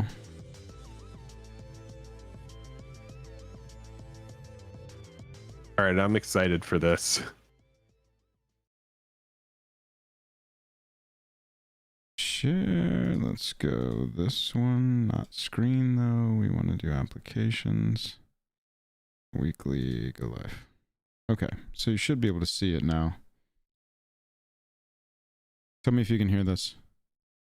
All right. Oh, hang on. I've got the audio muted. It's hard to hear muted audio, huh? What's Up from Four Non-Blondes has 1.5 billion views. All right. We will. So well Is there anything deserved. else you wanted to share about You can this hear that? deck before we move on to... Okay, so let's swap and have a little context. Nope, no visual on Context chat's part. end here. No. Oh, okay. All right, cool. So let's have a little context powwow here. What's going on? What are we looking at? This was from Weekly MTG. That's their stream. Weekly MTG this week revealed the Commodore Guff deck pre-con from Commander Masters. They had the creator of the deck on, who you can see here dressed as Commodore Guff. Cute. Fun idea. I like it a lot. Probably didn't fully realize that this was going to be sitting there in that Commodore Guff outfit for an hour. Oh God. So you can see him kind of like the beard and the mustache becomes almost like a comedy in and of itself of him trying to keep it up. Anyway, what? The point is that the question kept happening in chat, as the community would do. Why is this so expensive? Why did you call this a premium product? There's not premium. It's way too expensive. What are you doing? Okay. And so that's what chat is doing this whole time. Blake is the PR guy over there at WotC. Again, we're not crapping on anybody. Blake has probably one of the hardest, if not the hardest, jobs in that entire building. Yeah, give him a break. His name rhymes with Jake. Exactly. But I'm telling you, if everybody here in chat, if we were trying to put on a show and everybody here in chat wasn't being funny and witty and having smart input the whole time, like our entire community in chat always does. Aww. You're welcome, chat. I would get it. If they were all trolling, dude, it would just be so hard to deal with. So I've got some timestamps. Okay. What we do is we introduce the creator. They're revealing cards. The dual lands. Oh, is that what the cards look like in the deck? No. This is from the set. So this is their weekly MTG show. They go through news. They go through some new preview cards. These are the opponent lands and their new treatments. And don't mind me. I just have a YouTube channel. I don't even know what the shit I'm watching. I'm just catching you up. Commodore I appreciate you. We get to the pre-con here. Okay. And so they're talking about it. They're revealing cards from it. We're getting new spoilers. All these were popping up in Discord all day. And you have to imagine the whole time, we know the Q&A section is coming, but chat just keeps being absolutely over the top with the why is this so expensive card. Why is this so expensive question, which is deserved. I mean, it's a legitimate question. I see a chain veil over there. Right. And so right at 30, like around here. Watch this. Wait, really quick, pause it. I'm paused. If you are watching this in the future, and if you're watching this as a stream or as a stream cut, come hang out in the future and be here live for the stream on Wednesdays at 6:30 Pacific. All right, let's watch this. I'm glad we practiced that.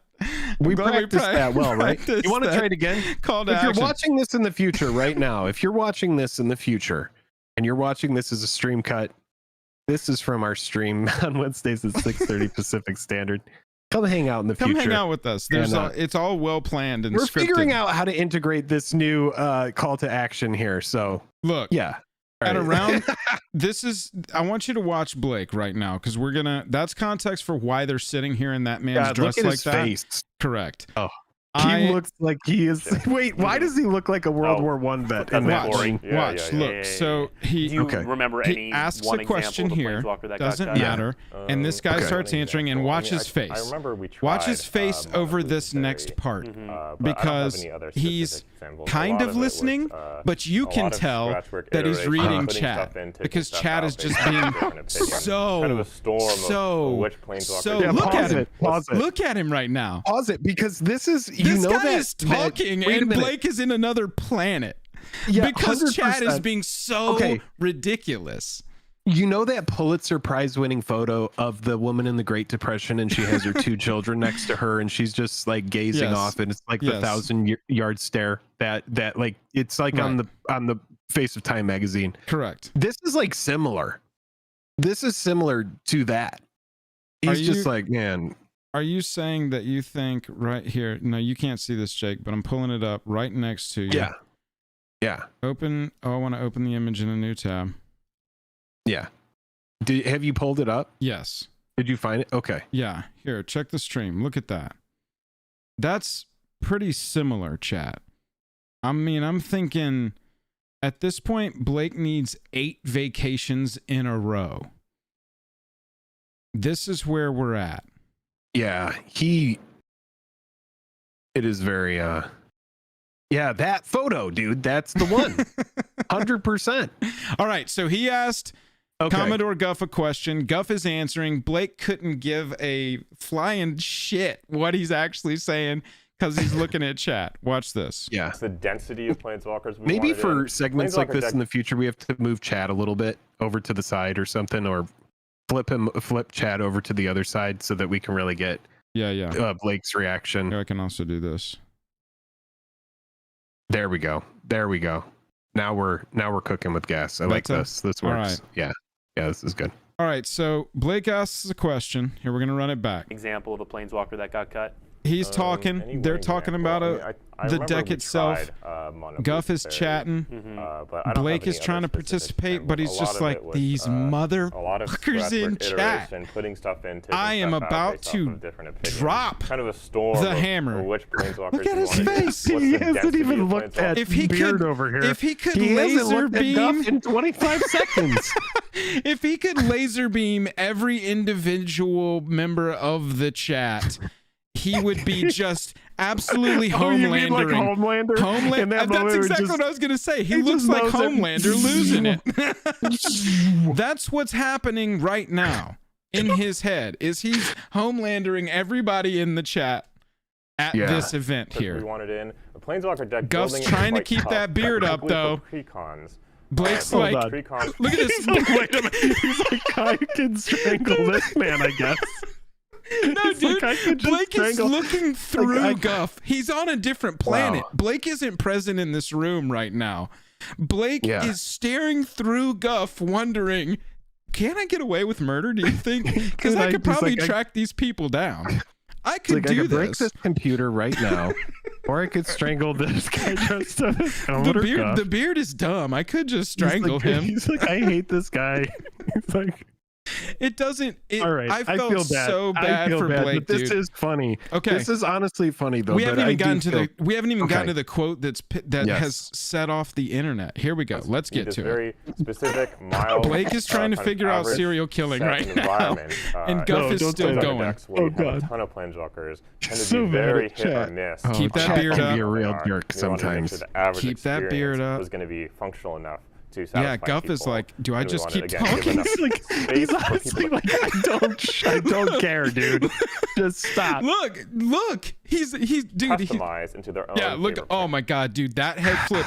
Watch this. Okay, this is the He's head like, flip. I need to whiplash back into this. Right, this is the head whip of somebody who's like, I'm about to Oh, fucking man. blow, dude. Watch this head And we wanted, flip. again, give enough space for people to customize into Look their own at favorite print.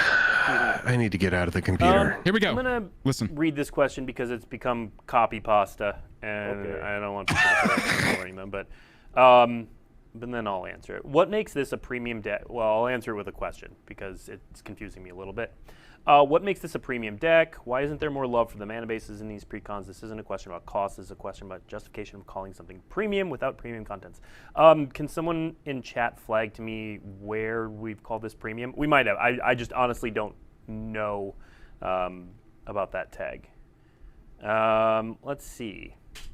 Where So- we've called this, wow. At that point, Blake just has like, he's so upset. I can just tell he's like fucking pissed about this. He's had some medical issue. His eye, like, he's just having such a rough one, man. And chat sucks in situations like these because they are just being relentless. I know it. But Wait, at has this he had a point- medical thing with his eye? I didn't even know that. No, he's just got something with his eye. I don't really know what it is. It's, it's his Just thing to do. apparent in this. Yeah, Okay. exactly. That's what I'm saying. It's just I'm making the point that he's got a lot going on, and chat's being a jerk, and he knew this was coming. It's just such a thankless job. I'm trying because I like Blake, man. I'm trying to back him up here, but I think he just had a knee-jerk reaction there, and he says, can somebody point to me where we said this was premium, instead of just like ignoring it or not being passive aggressive about it. They know they can't ban everyone who's saying the word premium because they're going to lose half of the viewers on the stream. Yeah, kind of and thing. It's a tough choice in that moment too, man, because we've had those moments with audience where you're just like, do I ban this person? Have they taken it too far? Have I missed something? Because I can't just look at chat the whole time. Blake's like trying to do his job. You could tell he wanted to Homelander everybody in the room, but he was trying to work it out. It is implied it's premium product because it's a master's product, and that's honestly true, because I mean, like, the thing is when you're printing Fierce Guardianship finally, when you're printing Deflecting SWAT finally, and you're printing Jeweled Lotus, you know, like, and the product is priced the way it is, it's implied that it's premium. Well, and I've got evidence to back that up too, because I contacted some of our LGS sources to talk about distributor pricing, and we're going to look at that. I want to look at two timestamps, or just a few timestamps in this. This was the very first mention. Listen to this. Let's move on to questions. I'll deal with the first one. When people are asking about price, Commodore Guff does not set the price, so he's not going to be able to speak to that. I don't know what money is. Next up, okay, so that happened at 31, and then at 38 is when we get the... To satisfy people. I just need to tell you that I need you to point out where we said it was premium. Confusing me a little bit. This right here. What makes this a premium deck? Why is it premium without premium? We might have. I just... can someone in chat flag to me where we've called this premium? We might have. I just honestly don't. Like, you've already addressed it, man. I don't know that you needed to say that. And so what this does is it echoes a thing that happened in another game fandom. If you're not familiar with the "what you guys don't have phones" incident, what happened was the Diablo team was hyping up a new Diablo release, and everybody thought it was going to be the game that came out this year, Diablo 4, but you have a Diablo mobile game coming out instead. And everybody was like, boo, when he announced it. And in response, the guy there went, what, don't you guys have phones? And it was just the most out of touch, not listening to the audience thing, and it was just like a knee-jerk tough reaction. Maybe it was going to come off as a joke or not, just out of frustration. It's just like when everybody goes to the cocktail party on The Bachelor and someone makes it all about them and no one gets to spend their time, you know? Right, exactly. It's exactly like that. I'm telling you. And that's how Commodore Guff feels right now, because Food Time says, how annoying does this have to be? This is a stream to discuss the deck, cards, design, and people just go off and on about the price and premium. Poor Guff. That's what I'm saying, Guff y'all. never got to spend time with the Bachelorette. Like, make complaints, but there are times and places to do it. And so I just feel bad for Blake. Okay, so look, he asked the question, though, and that's the problem. That's my point. Earlier, he nipped it in the bud and he said, Guff doesn't know anything about money. Sorry. And he could have just left it at that. I'm not going to say what he should have done. He knows his job way better than I fucking do. I'm guessing at what his life is like on that front. But he asks the question, can anybody point to me where I said it was a premium product? And then at the 4:30 mark, fresh, while having Commodore Guff chat forces it. And he's got to engage now. Me. Makes Guff, sense. with my falling beard. Do not worry about it. He's just so... Wait a minute, all right, pause it. dude, He's like, Guff... this is a smile that's like, we're going back in, baby.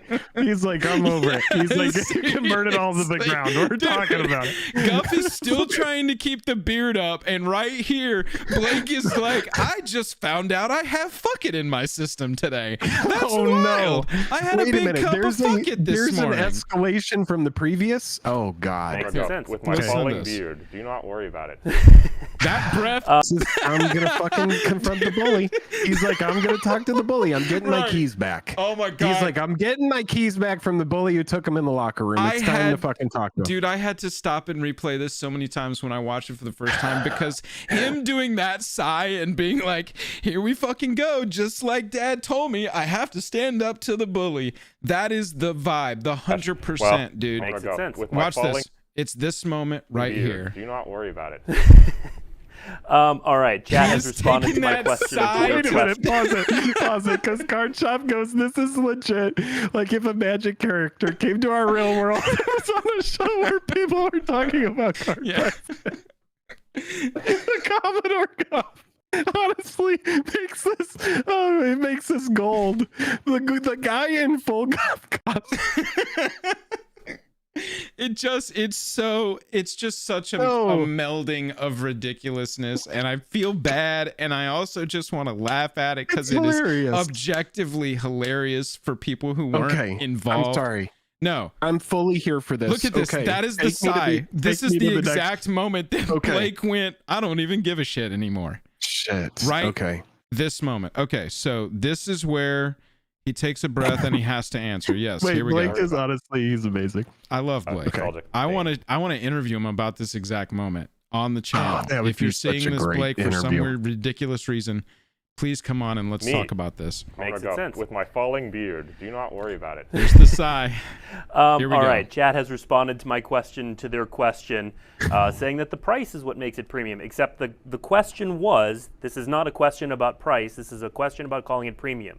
So you can't say the question is not about price and then say that you're just trying to sneak in a question about price. Again, not a bad question. Don't hate the question. Okay, there's a lot to unpack here. So we get this sort of like kind of nerdy half own about, well, that's actually not what you asked. You asked, why was it premium? We've never said premium. But now you're saying it wasn't about price, and you said it wasn't about price, but you're asking me about price. And I told you Guff doesn't know prices. Dude, I wish it was like Tim Robinson right now, and he was like, do you see all these fucking books? Do you see do you see this set? What are they doing to us? What did Wizards do to us? What this the guy fuck did is Wizards dressed do like to Commodore us? Guff. He's willing to talk about the deck with you. We got so many books on show. Responded to my question to their question. So let's listen to the own one more time. Except the question was, this is not a question about price. This is a question about calling it premium. So you can't say the question is not about price and then say that you're just trying to sneak in a question about price. Again. I get his point so hard, but it feels. Can we get the finger tap again? Can we just feels cringe. It feels cringe the way he's answering it there. And it's because he's frustrated and he's engaged the trolls. And I fucking hate it for him. Maybe that's why I get a little bit of tightness in my chest when I watch this. It's like 90% cringe and 10% I just want to go in there and shield him from what's happening. But wait, can we please get the Commodore Guff finger tap again? Because this is right as they ask about price again. Just run it back because he's like, we're doing it again. We're watching Commodore Guff's hands right before Blake realizes he's got to go back in. Worry about it. Yeah, watch the fingers. All right, chat has responded to my question to their question, saying that the price is what makes it premium, except the question was, this is not a question about price, this is a question about calling it premium. So you can't say the question is not about price. He's like, okay. You're just trying to Yeah, he's looking at the producers or whoever handlers are on the other side of the camera just being like, oh my God. And post-mortem this trash. Yeah, he's like, wow, I did all that in a ginger beard and hair. Whee! Okay. Question about price. All right, again, hang on. So not a bad. Yeah, right. the end of this. He says, I'm done. No, you're not done because there's more. He says the cringy, I get it, but it was an explanation that was just like, we didn't need to get into like a semantics argument with this. Let's just chat sucks. They're just being sucky. Just stop it. Just leave them. So he says the explanation and then he says this. It's very interesting. In a question about price. Again, not a bad question. Don't hate the question. Corey doesn't set the price. Neither does Commodore Guff. So At this point, he has forgotten that it's actually Guff, and he's like, Corey, I'm about to die. Corey, will you please throw me a goddamn lifeboat here? Please, Corey, please. Help me, Corey. Corey, help me, please, Corey. I would love if Corey took off his hair and be like this right now. That would be just like yeah. Okay. All so right. he goes, not a bad question. Say that It's just those two sentences too. too. About price. Again, not a bad question. Don't hate the question. Not a bad question. Not a bad Don't question. hate the question. Don't hate the question. And then That's he's a like, shirt. and then That's a shirt. and then he's like, oh my God, I got to pedal backwards because that could be territory that I don't want to go into. Don't hate the question. Why are you saying that? So you acknowledge that it's actually an issue? You don't hate the question? You think it's a valid Not a bad question. Don't hate the question. A question about price. Again, not a bad question. Don't hate the question. Like just those two sentences right there tell me that this is a huge behind the scenes discussion for them. Maybe not huge. It's a discussion behind the scenes for them. They definitely acknowledge those two sentences to me are just very like, not a bad question. Didn't hate the question. It just yeah, there you go. That's a shirt right there. And then at this point, Corey doesn't set the price. Corey doesn't set the price. There's another shirt. We're getting so many t-shirts out of this one, chat. Go to our merch store. Commodore Guff. Neither does Commodore Guff. Because that's not. And then we have one more moment from the stream where chat gets in there one more time. 4258. So we thought that. Look at hang on. We've got So right here, Blake Lucasfilm. is dead inside.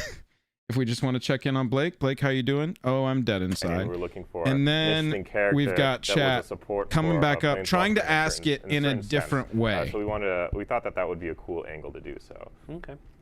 All right. Here is a question about the mana base that I think we can answer. Okay. What was the philosophy behind constructing the mana bases for the precons generally?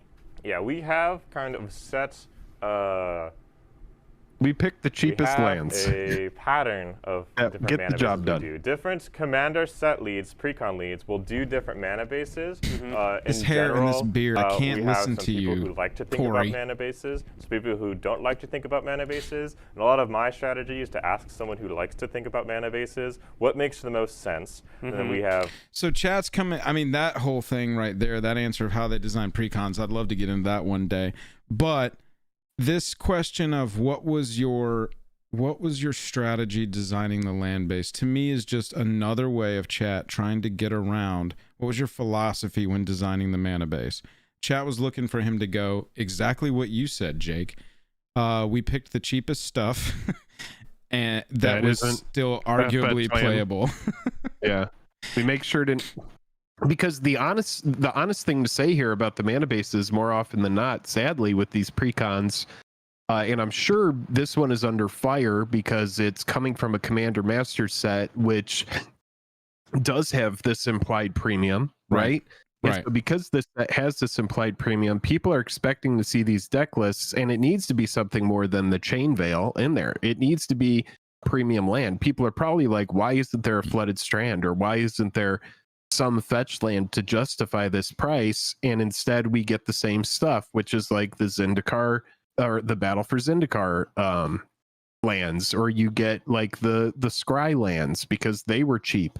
Right. It's like the lands that don't take off, or the lands that have cycling that are cheap. Those are the lands that more often than not end up in precons. You can pretty much guess the lands that are going to be in precons. It's none of the lands that have value. It's tough. It all goes back to that question. The question of where did we say that this was a premium product? I want to take it back real quick before we look at some pricing comparisons. Jake and I've got a source at an LGS, and that's all we're saying. But we were able to gain access to some distributor pricing for this set versus what we would call a typical set. And I want to look at that. But I want to take it back to this 2019 article, MSRP, no more MSRP, written by your boy, the hardest working employee at Wizards of the Coast. We should make sure it's Jake that's just Blake's face fully on the front, and then the back says Blake is the hardest worker at Wizards of the Coast. We get this no more MSRP announcement in 2019. We're not going to have MSRPs. We're making this change to streamline our communications around new products. We believe this sentence right here is especially poignant to me today when I was watching this video, and the messaging of this set is so confused, and where the game is at is just kind of this go big, try everything, maximize, chase, and just sort of aim. We don't really know where it's at either. We believe other than crazy of MSRP will simply help us communicate better to our players and the places where those players shop. We believe it will help us communicate better. And if anything, it's just created this world where they can charge whatever they want for any of these sets by putting certain words in the title of the set. I mean, right here, all you've done is taken the word commander and smacked masters on it and said, here you go, with everything that implies. You tease a couple of high value reprints. We don't get the rest of a cycle of one of the teases. Turns out that one of the artifact teases was the best artifact that you can open. Like, that was the tip top. There was nothing else to come. Arguably great hinge, but the value is going to be on Jeweled Lotus. And so just the messaging is all in clear. And so this article has always just been so strange to me. Very short. It was a drop in the bucket, but it sort of has had this cascading effect. And when I went back and read it today, I was like, I know Blake wrote that. I'm going to go back and read that one more time. Just this sentence was so like weird. So got it. It is a weird sentence. I see. I got it. I got you there. So let's look at some pricing. Pulled this from our LGS source here. Really fast, Yeah. Nicholas says you need to keep watching because Guff says they like to have players upgrade their decks, referring to the terrible mana bases. That's something that that's a good mention. I don't know if we have to go back and keep watching, but that is good. He does say that, and he does say that multiple times in that video. That their approach with precons is to make them upgradable out of the box. Like, that is very intentional. That's always been pretty prevalent or pretty evident by what the deck lists are and how much they're charging and what value they're putting in there. But he did say it multiple times on that stream. Let's look at this. Let's look at this real fast. This is from our LGS source here. Distributor prices around 48.40. Okay. Commander cool. decks. Let me see if I can I just increase this for y'all? Yeah, there we go. There we go. Here we go. That's what I'm talking about right there. Upgrading your mana base isn't the fun part of upgrading. Right, exactly, Josh. Seriously. Especially for a new land. I'm never like, I can't wait to put my mana base together. Jeez. I'm gonna eliminate this basic land and I'm gonna love it. I can't wait to play that non-basic 7 land. plains, 6 islands, 2 swamps, all of the check lands. So for a set where they have not used the word premium anywhere, but with a set where there's not really a lot of justification coming to us for why is this so freaking expensive? Commander decks are being sold by distributors at $230 a case, and typically they're $130 to $150. I'll tell you, it's not the distributors just marking shit up like crazy. They are a middleman. They know their margins are going to be thin. They're going to work in volume. Normal $130 to $150 versus $230 for a case forces stores to sell it at this premium price. Yeah, or you're losing. Why even buy it in the first place? Essentially, everybody is monitoring the secondary market, looking at the set, and because the cards are staples, it's getting turned into a premium set because you got cards like J-Lo in there and the free cycle and medallions and all of these cards that are, expensive and desirable commander staples. And so, I was curious how it compared because I didn't know, is this the LGSs and the online stores taking advantage of it? Where does the problem lie? Where does it start? I know they said, and TKC, this is a good point. They have said in official communication that it would be a master's level experience or something like that. I believe it was on the Amazon listing. Let's go check that. It's called the Master Set.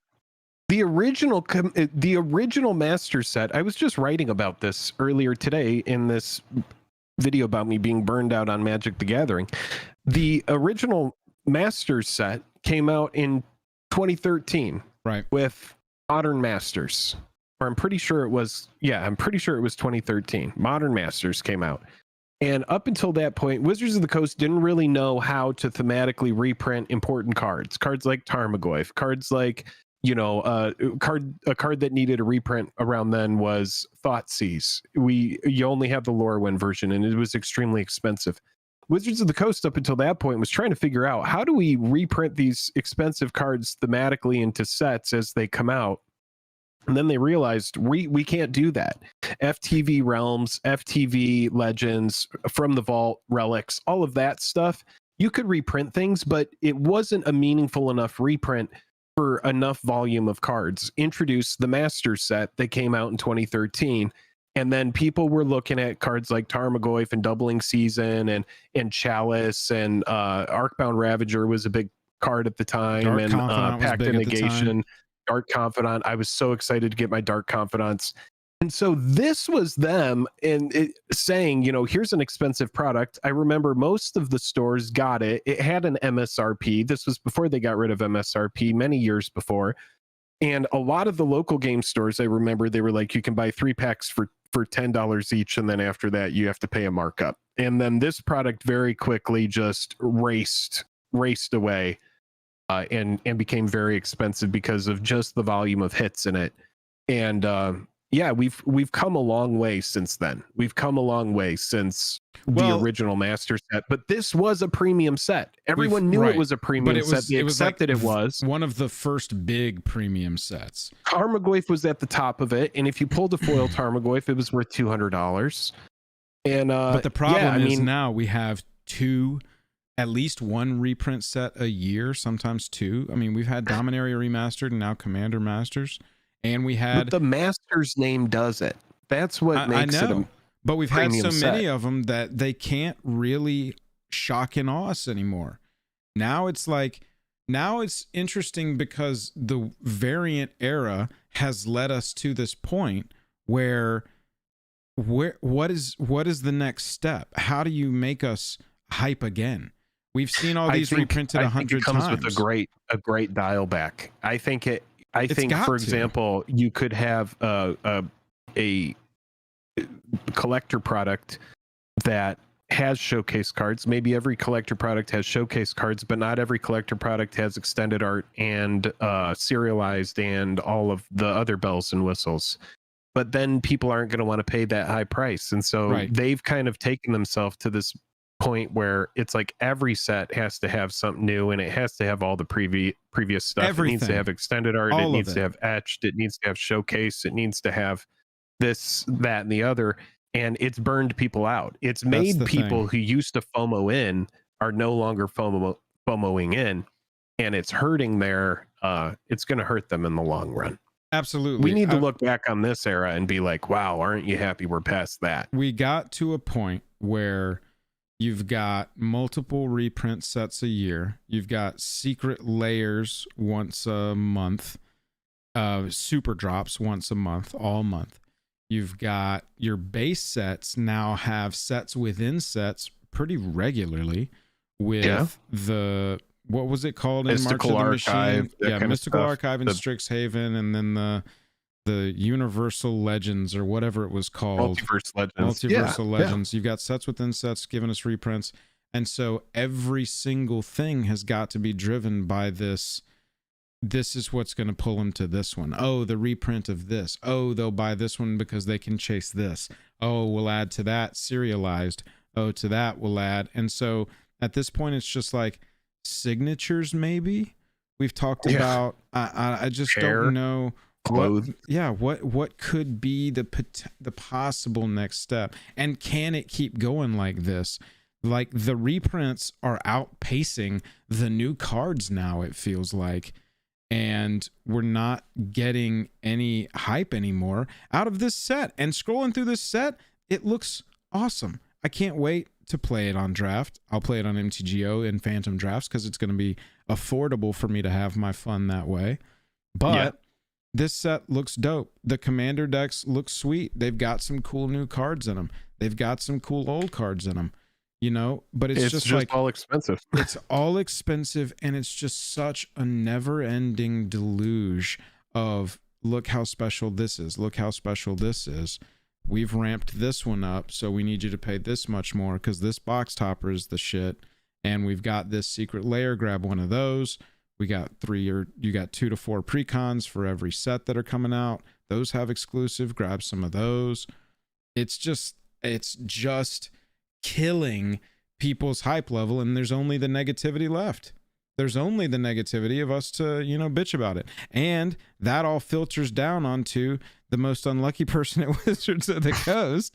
I'm glad I left it on this face, which is Blake. Blake, love you, man. Seriously. I hope you didn't if you're watching this for some weird reason. I hope neither of you took this as a dunk. This was funny. It was objectively funny from sort of an Arrested Development point of view.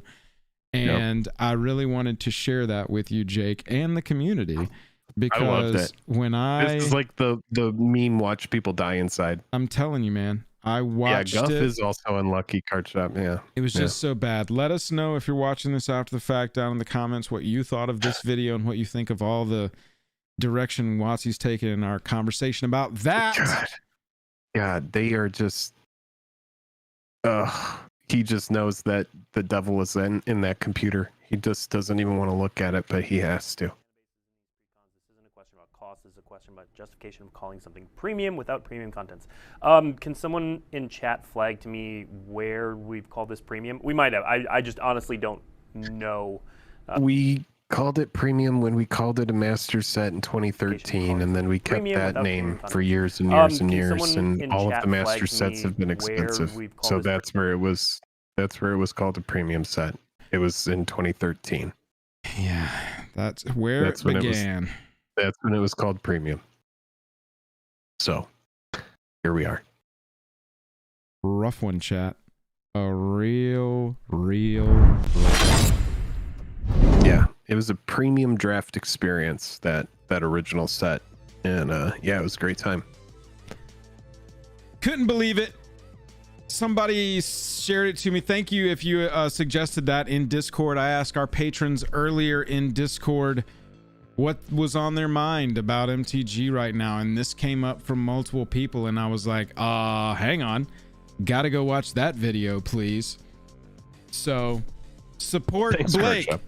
Don't support Wizards' greedy practices. Support Blake. And support playing the game. That's always fun too. You know what? Next time we're doing one of those preview streams, if Blake is involved, we're going to send our chat over there to just give positive messages. Just type things like, Blake, you're doing a great job today.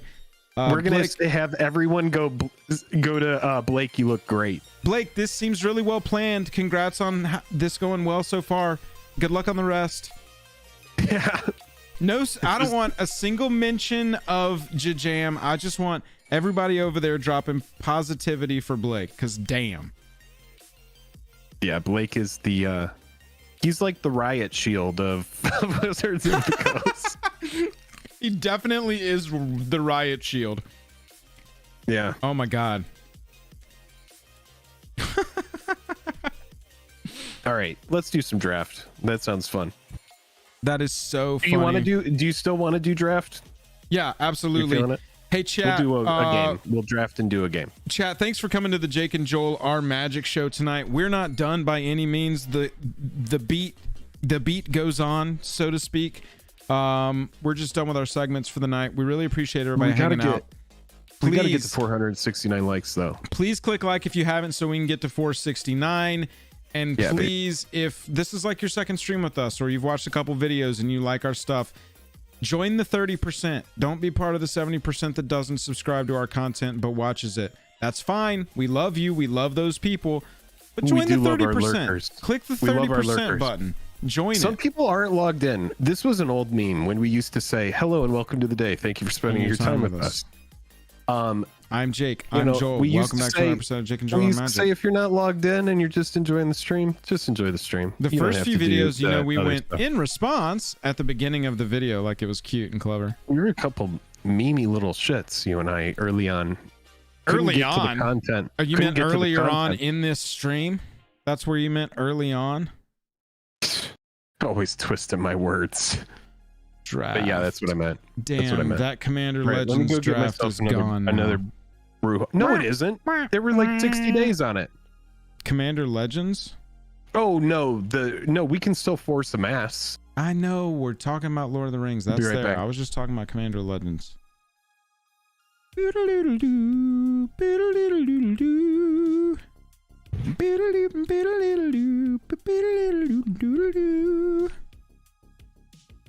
Do you guys talk sorcery? Like slower instance?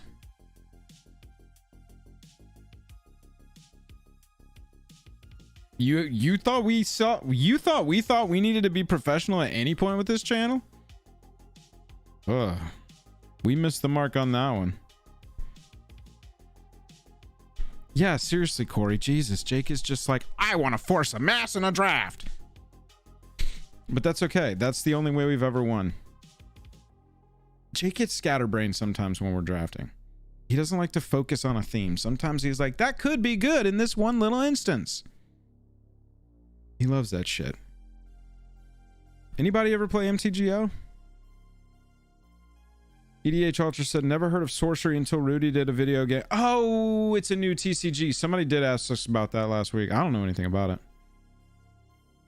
Have you seen how much shit there is constantly coming out for MTG?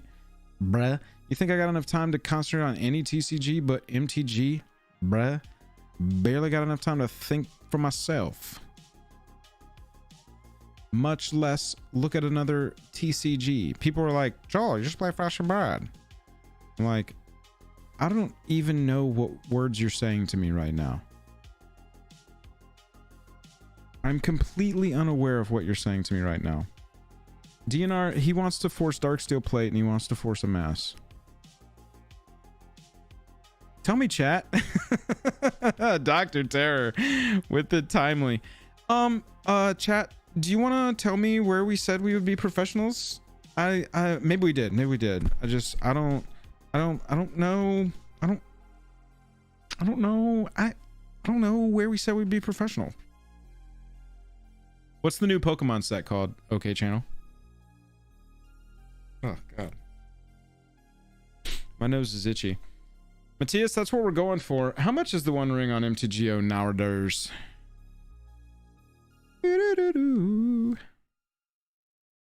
It's bad when you have the royalty free tracks memorized. Has it gotten too bad? Has it gotten bad? Let's see what the price of this is. Still 98 ticks. It is still such a pull. Wow. Not a bad question. Don't hate the question.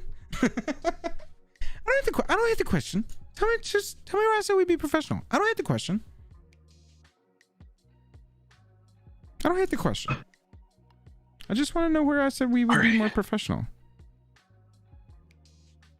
Joel, thank you so much. Jake, could you tell me where we said we'd be doing a mass? You know, like, I don't hate the question, but if you could tell me. Is it not available? We're moving on. Let's pull up. Okay, so when we're looking at this. Yeah. First off, we got to look at this sweet little child right here. Oh, we're still trying to find that. Let's go. Look at the price. Is tonight going to be the night? What is the price? The One Ring, 98 ticks. On MitGo? Shut the fuck up. Still a $98 card We're on finding MitGo. it tonight. Okay. And we can get into this draft for, we got 4 packs. Yup. We can get into this draft for 2 packs and 3 packs and 2 ticks. Dude, we're doing it. Let's do it. Oh yeah, we're doing it. Let's go. Everybody should be hunting that ring. The great MTGO ring hunt. Yeah, man. It's like an egg hunt, but Post Malone might visit you. Everybody, chat. thank you so much for hanging out tonight. I can't believe that we surpassed 469 likes on a Wednesday stream. This is going to be, I mean, this is awesome. This is awesome. We appreciate you so much. It's so cool that we, honestly, dude, we're so blessed that we have a stream where we can like, Yeah, it's the community, dude. Y'all are it's making crazy, this man. show awesome. I hope that we're being It's mildly crazy. entertaining for y'all. We really work hard to try and put on one good show a week for I y'all. love it. We tried to stretch out into 2 streams a week. I think we're going to pull it back at least in the short term and just start doing the Wednesday stream for those that care. We're going to start just streaming on the Wednesday night stream, but put more effort into that show. Trying to do some fun segments, some informative segments. Thank you, Wrap it out, chasing the ring on MTGO. Oh Lots man, of- is anybody drafting this support. anymore on MTGO? We're at 2 Well, of 8. we'll just have to hang for a second here. We'll get there. I think we'll get there. All How right. many more days are left in this season? I'm pretty sure there's still like a lot of days left in this season. League closes like- September 5th, Oh yeah. all through So, August. There's 3. there we go. There we go. It'll fill up. We'll get there. T-Wolf, thanks for hanging out. We really do appreciate it. Really do appreciate it. This is the Jake and Joel Magic after show at this point. I'm gonna say we're gonna be in chat for 3 minutes and 49 seconds, and then we're gonna be filled. Beautiful. I'm guessing 3:49. I can bring chat over here. Now we got chat in 2 places on the stream. What up? We're gonna be 3 minutes and 49 seconds. We're currently at 1 minute and 42. Zepper, Thank do you you. really think so? Zepper said nobody has a better feel for the pulse of this game than this channel. Do you think so? Let's go to 3 streams. Love you guys, William. I think maybe for like the collecting side, I wouldn't say that I'm one of the strongest players. No, for I like sure. I playing- don't know anything about but- standard, modern, limited formats other than like basic, decent limited play. We Mhm. really don't know scale either. I would say we in the I know nothing MTG about niche. distribution side or anything like that. Right, exactly. In the MTG niche, we are much more niched to finance, and in the finance niche, we are much more niched to low budget value pickups and analyzing cards when they are printed and trying to, you know, see where reprints are going to go price wise, that kind of thing. But well, Justin B, Matt, that's something we do go for. I do appreciate that. Matt, I have to agree with you as well regarding Rudy. It's a normal guy finance where like That's Rudy, a decent way it's to like put it. if you are a whale, right? You might gravitate. We got 1 minute left here to get those last 4 players, or else I'm gonna bust on my guess. But when you think about, Rudy's channel, he's a whale. He's Angel, what's somebody who first for has you? tons of bankroll to fund his endeavors, and it's really cool, and it's amazing to get his insight because he's extremely smart. But it is hard to relate to because a lot of people don't have his same collection or stake. Rudy is very funny. He is very funny too. What did you say is a good estimate for that comp like ramp draw? There we go. We got 5. Oh god, I said 349. We've got 9 seconds. 8, 7, 6, 5, 4, 3, 2. Oh, I was wrong. Okay, well, we're at 5 of 8. We're gonna get there.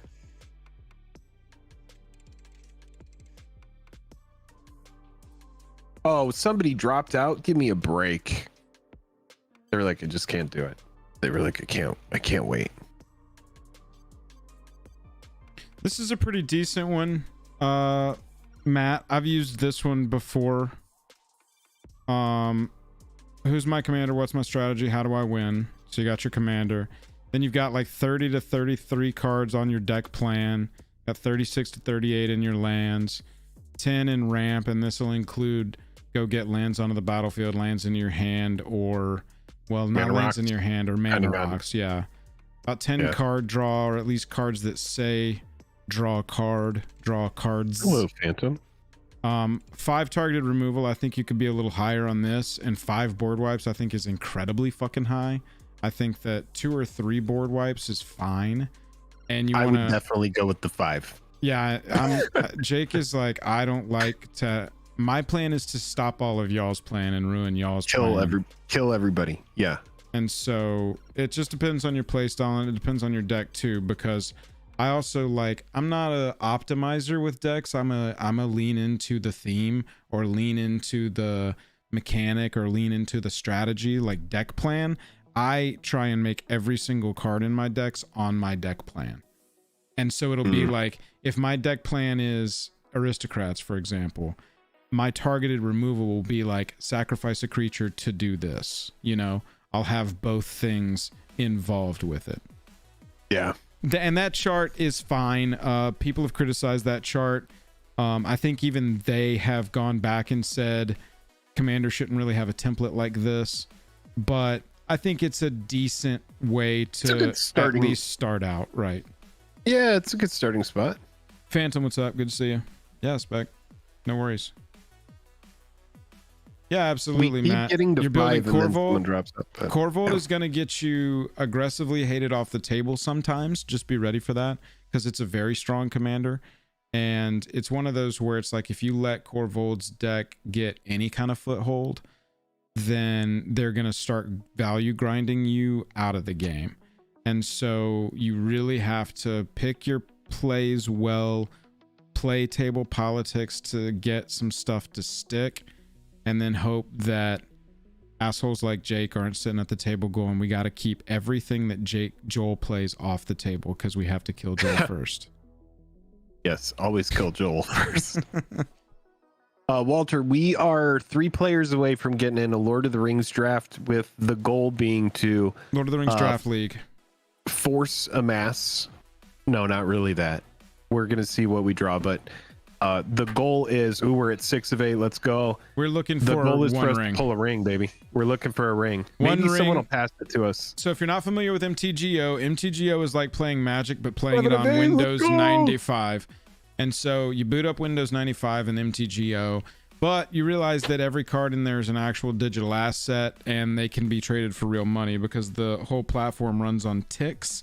And so ticks are basically equivalent to $1. It's a little more, a little less, depending, but they're basically And if $1. you're not careful, they will embed themselves into your skin, and it can be correct. really bad if you're not able to get them out, and their head can get stuck lodged in your Correct. skin. So because it is a scarcity potential environment where the only cards getting into the environment are being opened in limited or packs or various different ways, it will have strange scarcity that is different from IRL scarcity.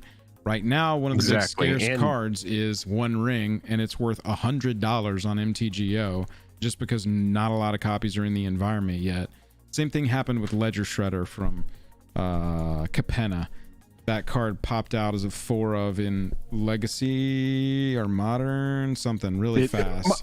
Modern. It's a big modern yeah. card, and it's a Pioneer card, I'm pretty sure. Yeah. Or actually, Pioneer maybe doesn't want it, but I know it's a modern card. Everybody wanted a 4 set of it for various reasons, and the scarcity of that one rare on MTGO made it be so expensive.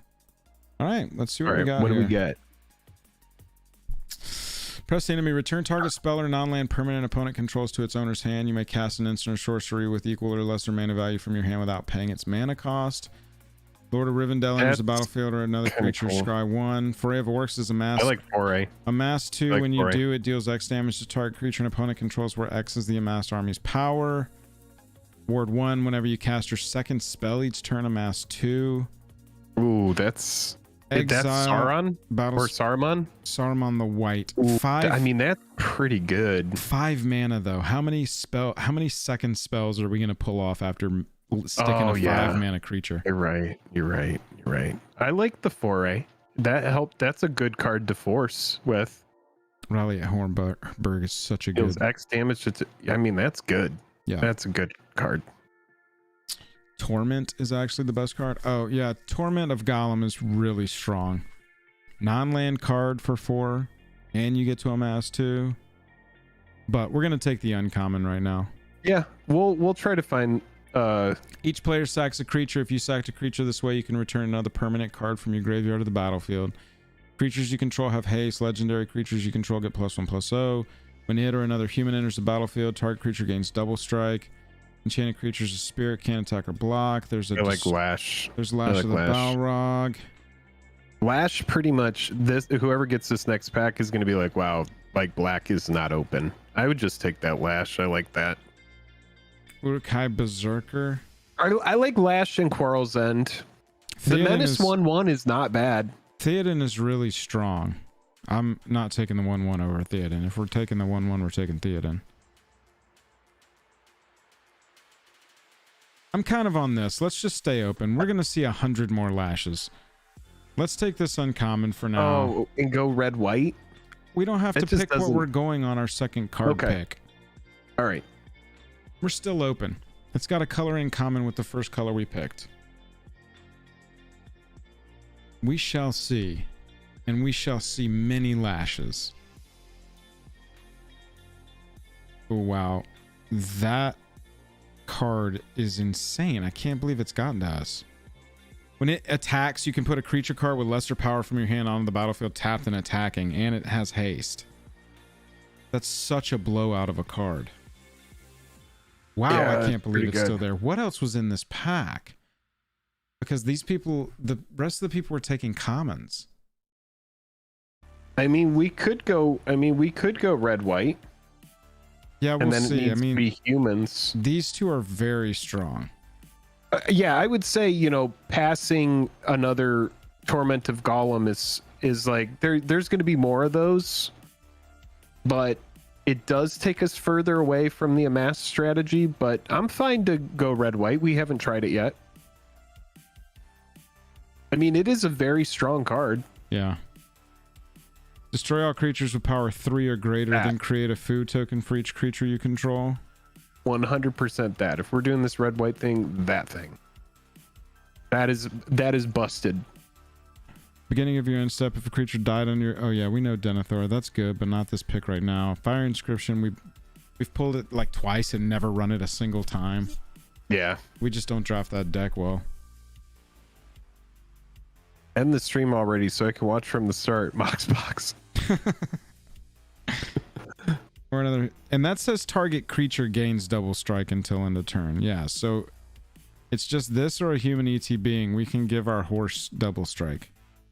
Yeah, and having a board wipe like that's gonna Sheesh. replenish the board with food is a big deal. Yeah, I mean, yeah, that's crazy, the swing in this, because you create a food token for each creature you control after the wipe happens.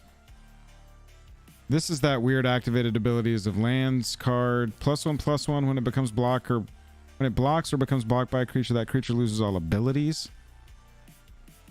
I think probably the birds that cycle, maybe. Cycling birds aren't bad. Human 1/1, should we start amassing? That's the human 1/1 is pretty good. Yeah, I think that's probably a good spot to go. Let's look at the potential of I like the 1/1. taking the 1/1 here. 1/1 menace is a big deal. Yeah, for sure. When you need TB's ring tempts you.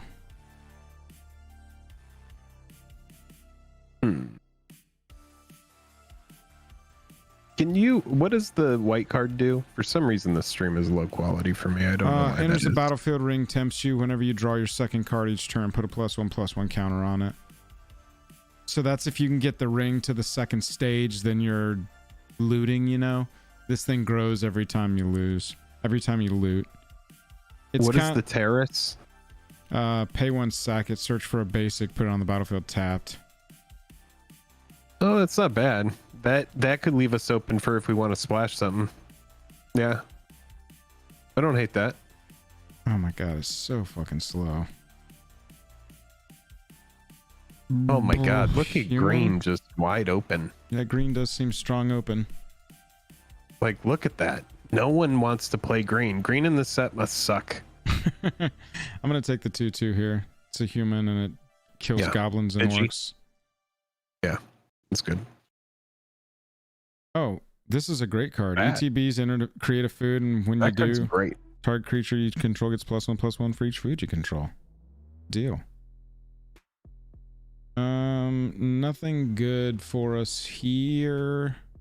All right, so what we need to look for in the next pack. I don't hate the goblin. Yeah, Goblin I is think, fine. I think the goblin is like independently decent.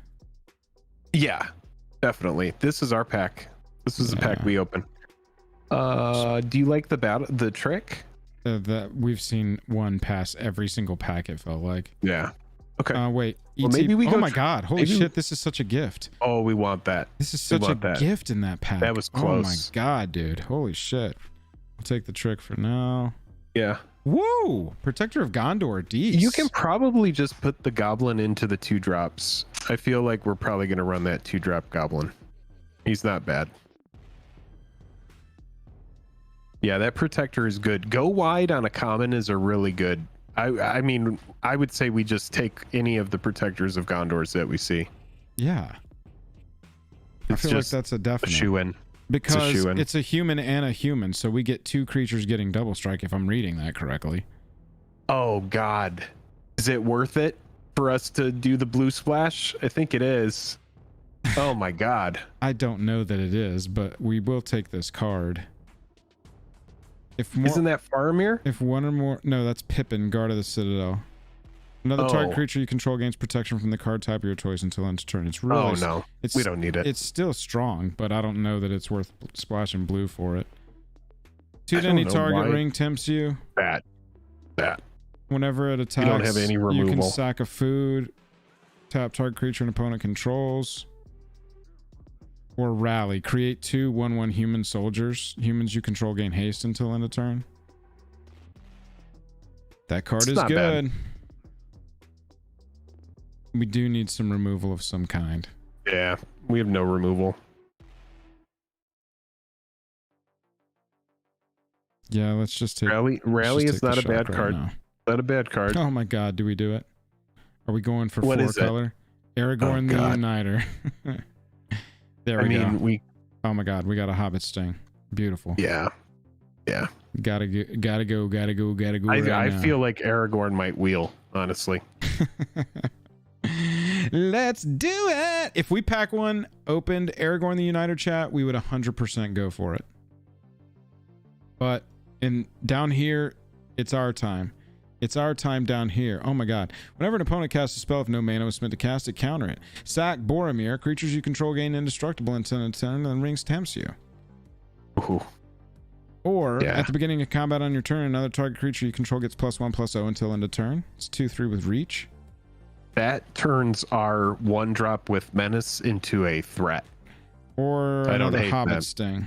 I think I like this Haradrim Spearmaster now. Dude, I like the Hobbit Sting, honestly. And then we don't have to worry about, much more removal spells. I also don't hate the guy on the rare.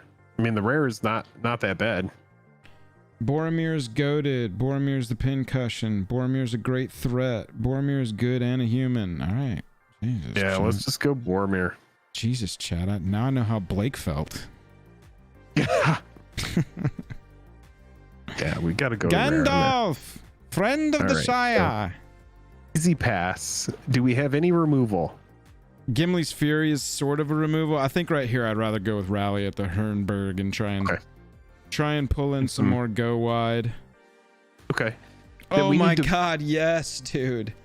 This card is so good. Beginning of combat on your turn, target creature gets either first strike or Vigi until end of turn, and if it's equipped, it's first strike and Vigi, and equip abilities cost 1 less. Now we have an argument for the Barrow Blade. Okay, I would take that. I think we got to take that. Eowyn is so strong, bro. We got some legends. Any cards we see that are like legends matters, we definitely can pull that off. We're at 4. Yeah, I think so. We have a lot of important. At the beginning of your end step, if a creature died under your control this turn, draw a card. When the ring tempts you, if you chose a creature other than Faramir, create a 1/1 human white human soldier creature token. Dude, if you can get like a sack outlet going with this thing, so strong. Also got Swarming of Moria, pretty strong. Also got Haradrim Spearmaster, which we did not pull the last time. We pulled the... I think Faramir, yeah. I think we just got to go with the go wide. Faramir's strong. Yeah. Corrupt Sheriff, nah. Took Reaper, not a lot of really. I don't hate the 2/1. 2/1's not bad. Yeah, we'll put it in our potential. We got our potentials here. We got our deafening nose here. Target creature you control gains indestructible for as long as you control it. Return target creature card from your graveyard to the battlefield, or up to 2 target creatures you control gain lifelink until end of turn. Can be a good swing back with that lifelink, but pretty medium on. I like the birds here. Yeah, I think it's a good time. Good time to take the eagle. Time to get the birds going. Ooh, that is a good point, David. Attack with Shadowfax. Eagles onto the battlefield. Tapped and attacking. Creatures you control gain +1/+0 until and first strike. Oh baby. Oh baby. We're just on pack 2 of 3. We have one Correct. more chance. There's Nimble Hobbit. Dece 2-drop for this deck. Might end up getting cut. Let's get the Stone of Eric for our sideboard and hose any death trigger decks. Yeah. Here's a 1-drop. Cool. Yeah. That 1-drop is good. What is that? +3/+2? Yeah, and if it's legendary, against trample, yeah. Worth it. That passed. Another Stalwarts of Osgiliath. All right, here we go. Last chance, chat. Lucky Plains. One ring. Hey, look, Lucky Plains. We need That the means wing. we're gonna get the ring right here. Ring. Come on, circles in chat, rings in chat, whatever you got. Give us your power. Come on, ring. Fires of Mount Doom will work. Come on. Oh my god. It was literally Mount Doom. Well, just take Mount Doom. No, we got to take Shower Sheriff, dude. Shower Sheriff is one of the most goated uncommons in this entire set. It's fucking unbelievable. Enters the battlefield, sack a token, exile a creature until it leaves. I can't believe I said Fires of Mount Doom will work, meaning give us fire in chat for energy, and Mount Doom was like, what's up, bitch? Yeah, I think we take the Sheriff as well. Sheriff is... If we're trying to win. Strong. Oh yeah, we playing to win, bro. We're gonna draft this, build it up, play a game. Oh, this dude, draw a card, then if you don't control a legend, put a card from your hand on bottom of your library. We got legends out the AON. Is it worth it to... Oops. Oh no, it's a 3/2. Okay. Oh dude, I've had my ass kicked. Yeah, I like having draw a card. I've had my ass kicked by decks running a lot of these cards, and so I'm pretty comfortable with this deck so far. It looks fun. I would be looking for any really bomb removal. If there's something over the top that's like a great removal spell, we got to take it. Protector of Gondor. Do we go another Protector, or do we go low CMC? Protector. Take another we Protector. Need more. Yeah. I think that might be the call too. Is that the guy that goes wide? Yeah. Create For a some 1/1. reason it's so blurry. I don't know what it is. Let me try another version here. Hang on. No, it's on better text readability. Okay. Oh, there we go. That's actually really good. Yeah, Protector. 100%. Hobbit Sting. Oh my god, another Shire Sheriff. Oh, dude. Yeah.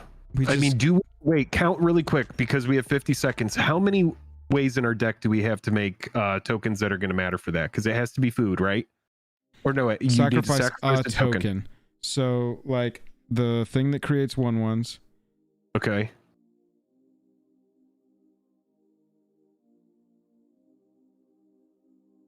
Creates a food there.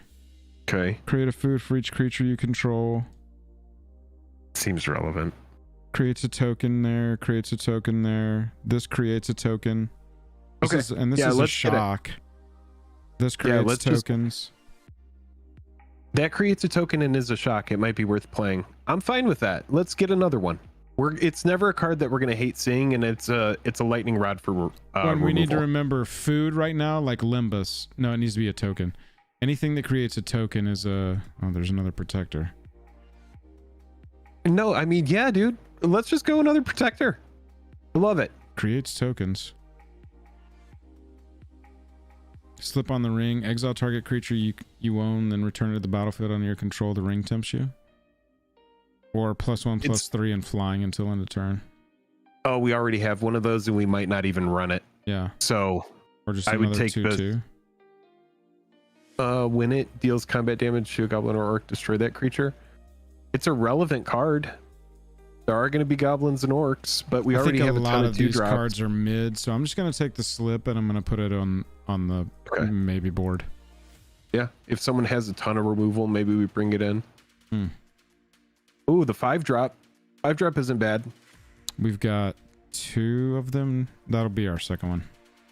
Oh, we do? But it's, I mean, it's the only thing in color at all, and we're down to it at this point. That's not a token. That's not a token. We're not going to run 2 eagles, but sure. Potentially run an extra 1-drop. Legendary land creates 2 treasure tokens. That's relevant. Oh my god. We can run that. Dude. Up to 2 target creatures each get +2/+1 until end of turn. Create a food token. Yep, that's good. That is what we are looking for. Yeah, we're going to have some cuts to make, but that's okay. Oh, second eagle's nice. Yeah, forget that you can just plain cycle it away, and then Shadowfax can attack, can get in there with it. Sure. Yeah, this deck looks pretty tough. I mean, you could just. Oh man, it looks really good. Honestly, there's not a ton of removal, but I think that's okay.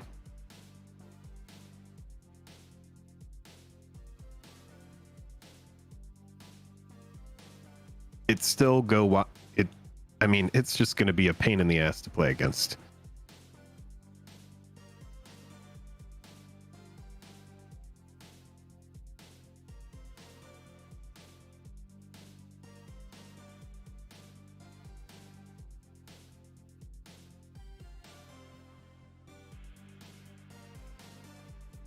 Wow, the deck is pretty much built, huh? Well, we got to do lands. Oh, we haven't put lands in it at all yet. Okay, got it. 4 lands, 2 of which are plains. Oh, we need to cut a ton of stuff. Stone of Eric can go. Oh.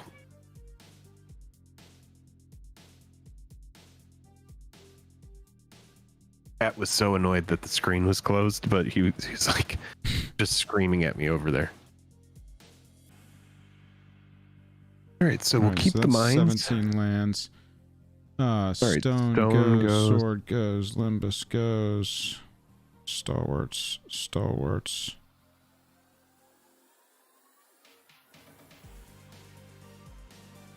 Rising of the Day, right? Yeah, we don't want that. Yep. Took Reaper probably at this point. The 2/1 can come off. 5 more cuts. Nimble Hobbit seems. When it attacks, you can sacrifice a food or pay 3. When you do, tap target creature and opponent controls. It's a good card, but it's cuttable. Right, especially with double sheriff's sting.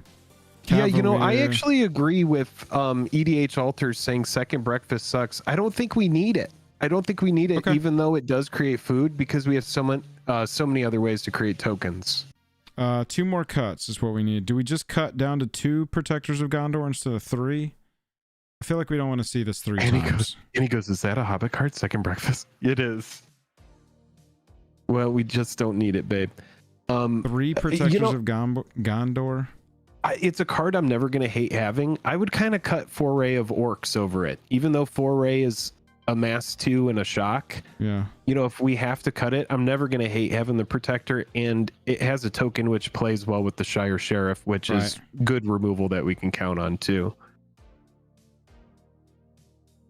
How many lands do we have? 17? Yeah. Yeah, I mean, I think maybe we run this as 41, or yeah, let's just run the lucky 41. Like we can take out Slip on the Ring. Or we Slip on the Ring is a nice Gondor. little. Why don't we cut Slip on the Ring? I think that's something that we could bring in if our opponents have a ton of removal, but it's something that we don't really need. Yeah, let's run it. Let's get a game in. 3 away from 500 likes. Holy shit! If you haven't liked button, just liked button. Get up there and liked button. Can we get to 500? Dude, 500 likes would be epic on this stream. And thank you so much, everybody. There were some super chats earlier. Quantum did 10 gifted memberships, became the Stream Monarch. Thank you so much to Quantum. All hail the Stream Monarch. Thank you for that.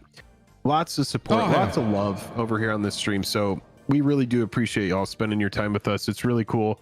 We started this channel in 2017, and now 6 years later, we have a stream where 500 people are hanging out, and so it means a whole lot. Yeah, absolutely. Quantum, did you just give 10 more? You're a maniac. You need to calm down. Oh shit! The What a- one, the true. Thank you, sir. Stream Monarch. Really do appreciate that. That means a lot. Thank you.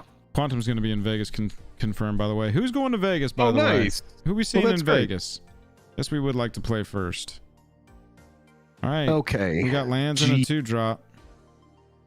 We got I kind of 5 hate lands. it, dude. Our deck is so low to the ground. We should just mull this. This is gross. We have Oof. 1-drops and 2-drops and stuff. Well, whatever. God, we'll just blow up the board, I guess. Yeah. We'll just play for the board wipe. Damn, you were right. Keep that first thing, I guess. That's my bad. I always find it 5-land hands are tough, man. It's such a Yeah. dice roll going down It's to 6. gross. Yeah. But you're right. We had the 2-drop and the 4-drop that brings the 1/1 with it. We probably should have just gone with that shit. Card shop reality, do it. Go to Vegas. It'll be fun. I mean, we pretty much are guaranteed that we're going to play anything that we do here. So. Oh, okay. All right. Hand shaping up to look a lot nicer. And we can play the AON and it's protected from the board wipe, which is sweet. Yep, I do like that. That's really, really nice. That card plays so well with our deck. The fact that we have a board wipe in here is just bananas. Bananas. The board wipe is bananas. Bananas. You know that the beginning of this draft is honestly a good explanation of how teamwork is important, because I wanted to force a mass and Joel was more realistic and was like, no, let's actually play this deck. Let's play the cards that we're getting drafted. And I think we're in a lot better position because we did that. What does that thing do? Is it important? It's really rough one, man. If one or more tokens will be created under your control, those tokens plus a food are created, and you sack 3 foods, draw a card. We Well, don't really have a good answer for it right now. what does Aowen give our stuff? First strike or vigilance. We're not even attacking right now. It's kind of a bummer. Yeah, we're just playing stuff. Okay. Yeah, it's fine. Oh, well, you could bluff. You could bluff if you give your thing vigilance. They might think that you might have something. They might think you have a combat trick and let it go through. 2 free damage. And they do. And they do. Nice. Okay. We block That's well worth right it. now, because if they attack with that thing, we're going all in. Nah, there's probably a bunch of instant speed pump right now. Basically, I want them to tap out here so we can horse next turn. And man, Well, we ain't horsing next turn, We but ain't- they might go with the board wipe. Who knows? we ain't horsing. We ain't horsing at all. I wonder if they're from our pod, because there were a lot of that Golem card in there. Well, recently one of the big limited people were like, oh my god, this common is so good. It's just the best card I've ever seen in my life. What, this green one? No, the Torment of Gollum. Oh, yeah. Well, We could have that- just gone all Torment of Golem. Well, no sense in looking back at this point. I'm not swinging into a double No, block they here. know. They know now. Right. I mean, you could swing with Vigi, or no. You could swing with first strike. If you swing with first strike, then if they double block, you kill the 2/2, and then damage doesn't, the 2/3 doesn't get to you. But then you're tapped out on AON. This is Jesus. bananas, bro. I mean, we're just getting flooded 2 hands in a row. It is what it is. Maybe they were from our pod. Potential. What do we do here?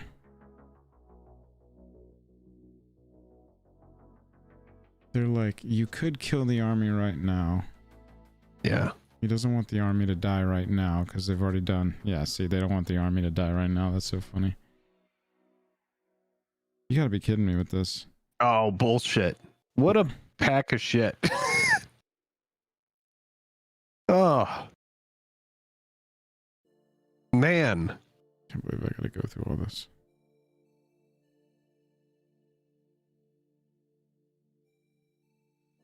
We're going to give it a couple more draws, but...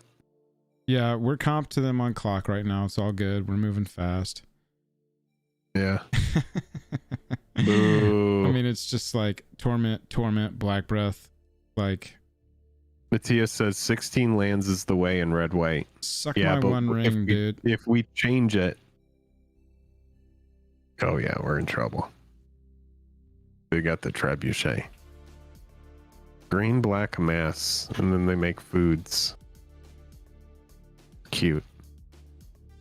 Oh god, we're getting hit by a rock. Oh, I like our board position better than theirs. Or their board position better than ours. Yeah, for sure. We don't even have a token to sack right now. Oh.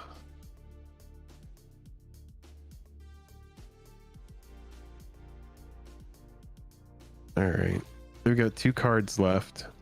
They've got the power and the air. If they offer it, I think we just double block that freaking...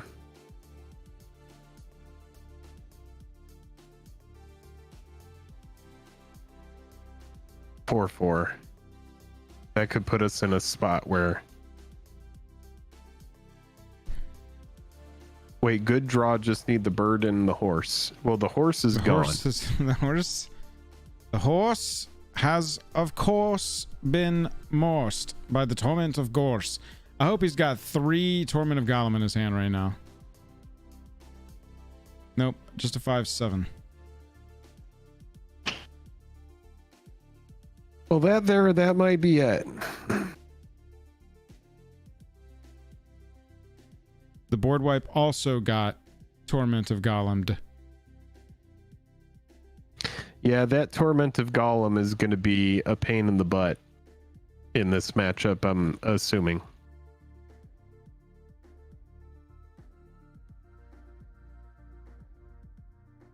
Well,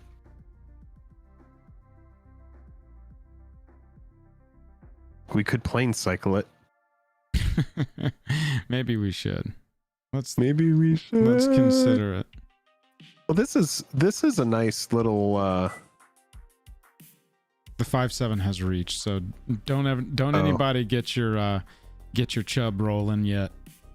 Oh, because we still are completely fucked. What we're doing right now is we are working the clock game and looking at their deck. I'm 2147. They're at 2104 and counting down. They haven't even started their turn yet. They're drawing cards with their Peregrine Took.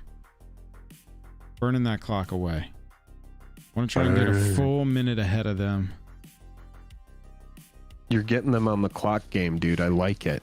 This is exciting. So you just have to stave them off as long as you can. That's what this has become. MTGO angling. Yeah, this is great. This is exciting. Played Took. Had to What sack did they do with Took. it? That was a different card. I don't know if they knew that. Maybe they didn't notice that that was the same card. Yeah. But we also did just learn that they have 2 Peregrine Tooks, which is really annoying. Yeah. Now, Walter, look, we're burning clock right now. Look at this. That person right now is trying to figure out why the hell they played Peregrine Took onto a board with Peregrine Took already. And so now we are almost 2 full minutes ahead. Oh, are they just kind of having like a little bit of a moment? Yeah. Just trying to figure out what the hell's going on. Okay. We're about to double block on the out. orc army token. I like the double block on the Yeah. orc, dude. Yeah. Who are you going to send, though? Bird and friend? Or No. Sheriff is doing nothing in Eowyn. What about the... Is it worth it to go bird on... Oh, bird can block the 2/1 in the air. Easy. Yeah, and we're just going to take 5 and we survive another turn. We got to go fast on this. It's fine. Yeah. They're going to kill Eowyn here. But we get the orc army down so the token dies. Maybe block one more turn next turn. Oh, no, and we're no. going to see if they 5, have... 6, 7. We go to 1.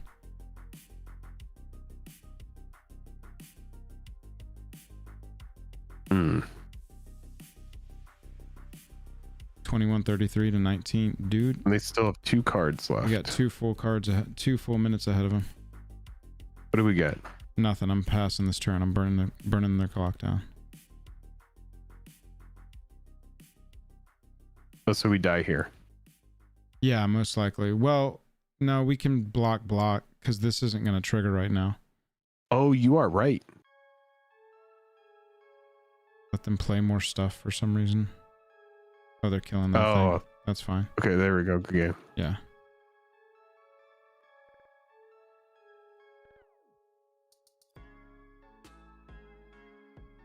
Chat, I'm just angling on MTGO. That's all I'm doing.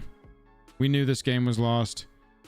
Okay, perfect. 21:23 to 18:58. Look at that clock. But we do have to win game 2. So are we just coming down a land? Because we got to go faster. Let's just cut a single plains. Well, why don't we cut Shire Terrace? Shire Terrace is so unnecessary, and it's we don't need it. But let's make sure we have the same amount of plains as we do. Or no, more plains is fine. Yeah, we need double plains right here. 1, 2, 3, 4, 5, 6, 7. 1, 2, 3, 4, 5, 6, 7, 8, 9. Okay. 7 and 9. I mean, I'm also fine with 8 and 8. Is there anything else that we need? We could play another 1/1, another 1-drop, or we could play Rising of the Day, maybe. What does it do? Creatures control have haste. Legends have 1+1/+0.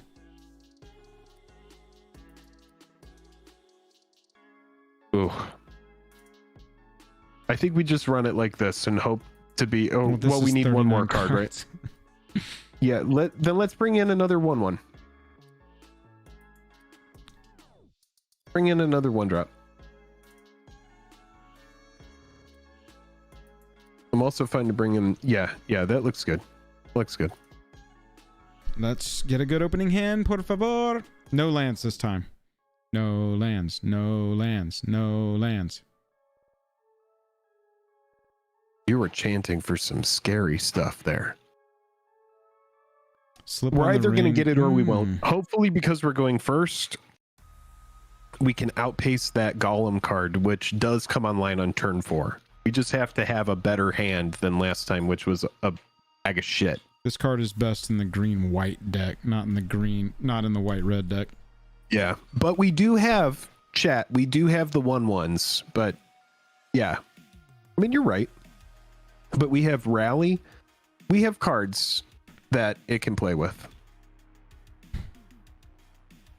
We will much keep better. This. Much better. Let's do the thing.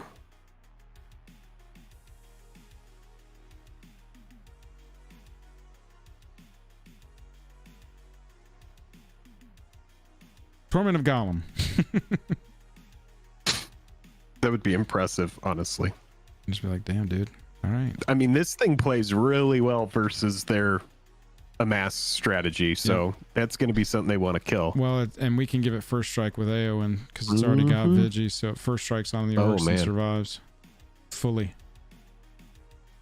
We just have to outpace that hand disruption shit. Well, you can give it first strike here with Aowen. This is going to be awesome. Oh, look, there's Shadowfax here to get golemed. Hopefully it doesn't happen. We just need to draw a land here. And if we don't, we probably have to plane cycle to ensure that we do. I gave it the wrong fucking click. What did you give it? Vigilance. I clicked on the wrong fucking one. Just got to pass. Well, you can still send it. No, that thing dies.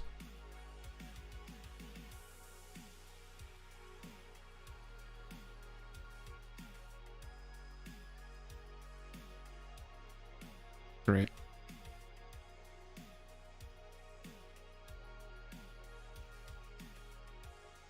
Problem is black, man. Black is so strong in this format.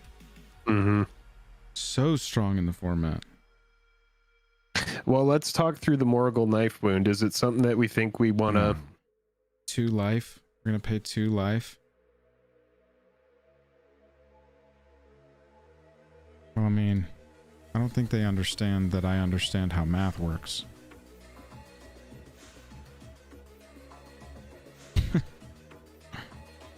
Exile the creature unless we pay 2 life. I just don't think it's worth it. Yeah, I guess it just dies. It's still a 4 toughness, right? Brutality. Okay, so we need to plane cycle here and then play the 2/2. That way we are able to go online with our other stuff. We're gonna play the 2/2 with no tokens. Oh yeah, no, we don't want to do that. No. I think we just Just plane kinda cycle. slow. Yeah, we're just gonna get in. Protector of Gondor next turn. That gives us a token. Then, Yeah, we just have to hope that they don't have the yeah, of course. But I mean, what do we do? yeah. What do we I do? mean, they can only take 1 card with it. Right. I mean, there's not a lot of great options for them. We're going to go wide next turn either way. You know, honestly, if we draw another land here, we can Shadowfax and Protector of Gondor in the same turn. Wow, they have a card that, what does that do? A mass The orc rare sex? a mass land if a creature dies. All right, so let's see what they do for 4 mana. Urukai enters the battlefield. Ring tempts you. Okay.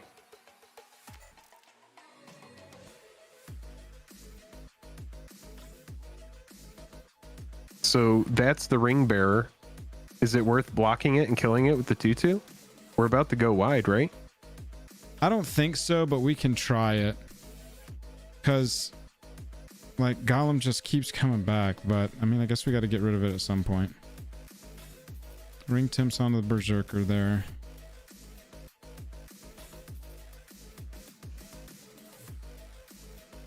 And they have how many cards left? 4? Come on, land. Okay. Sheesh.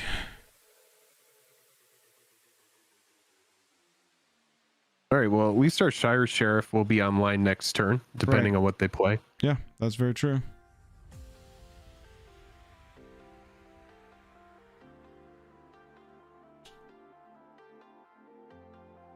And they are running that breath card that kills 1/1s, so our 1/1s lose value. So Dude, it's fine for us to seriously, like, sacrifice we them. ran into the anti-deck for us. We really did. So I mean, we're just fighting an uphill battle, and I'm not Yeah. even expecting us to win, but I'm No. hoping that we can outpace Jesus, them on and cards. this person got 2 of every good card in the entire set. The commons in black are just stacked. It's unbelievable. Yeah. It's so dumb.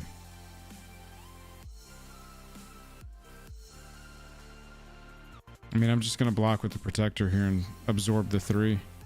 Yeah.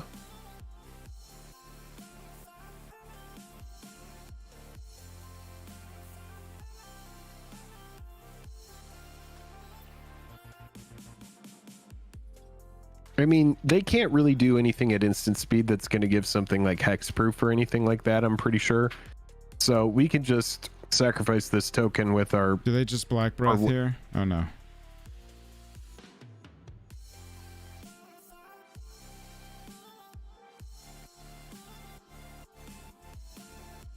What did they do?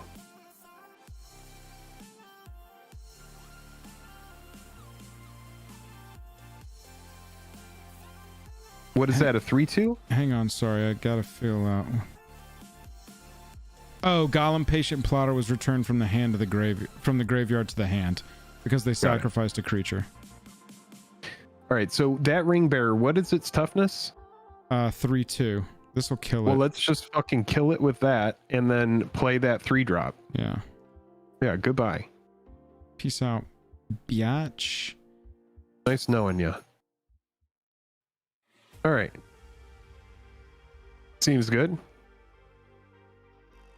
And we've got another token online now for our sheriff next turn. And we are surely going to get to Shadowfax, and don't call me Shirley. I like what's going on here. This is looking pretty good. Can we outgrind them? I mean, right now they're on 5 mana, and they have to figure out how to reestablish a board. Like playing that Golem card right now, they're going to eat one of our cards, but all they're going to get is a 2/2 out of it, and we still have threats to play, depending on what they do. Is this the Okay, Golem? so they replay that. And now for 4, what do? Maybe a mass hand disruption spell?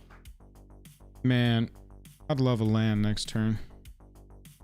Land would be pretty much the nuts for us, right? Because then we Shadowfax into Protector.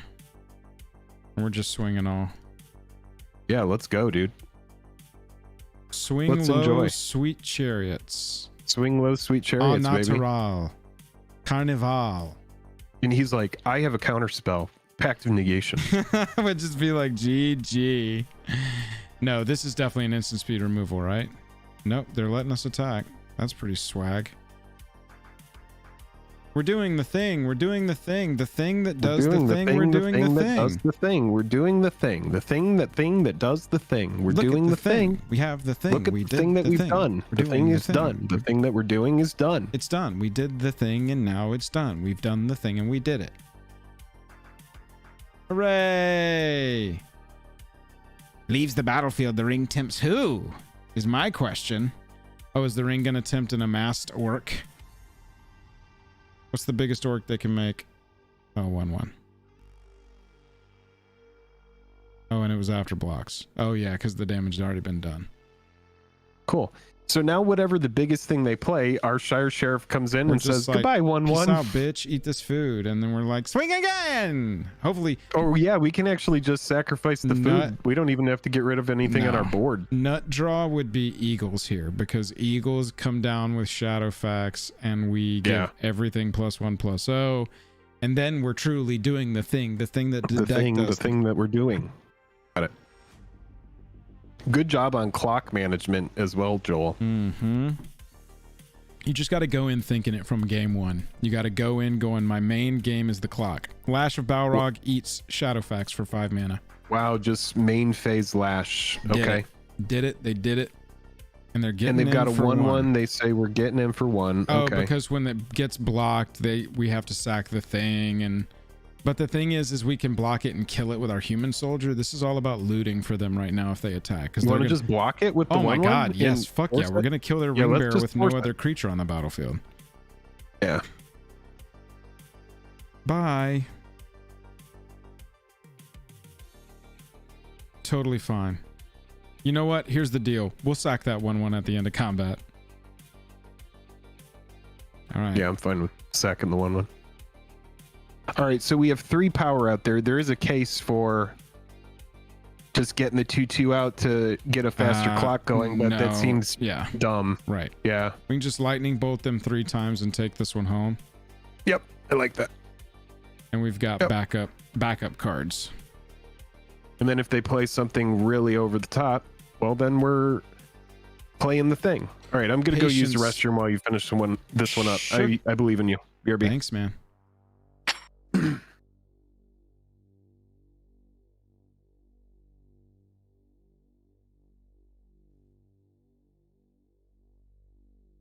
Torment of Golem gets the Shire Sheriff, probably.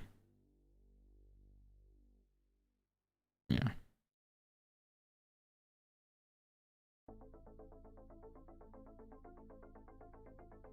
All right. Well, they've got it down to 2 2/2s. That ain't what we want here. Luckily, we can get in with our ring bearer. Wish we had more temptation.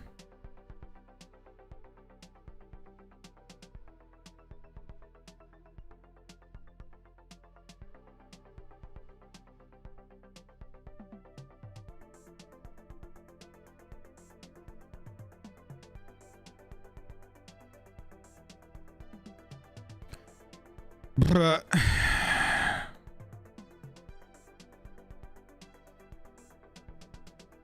I don't know, Brody.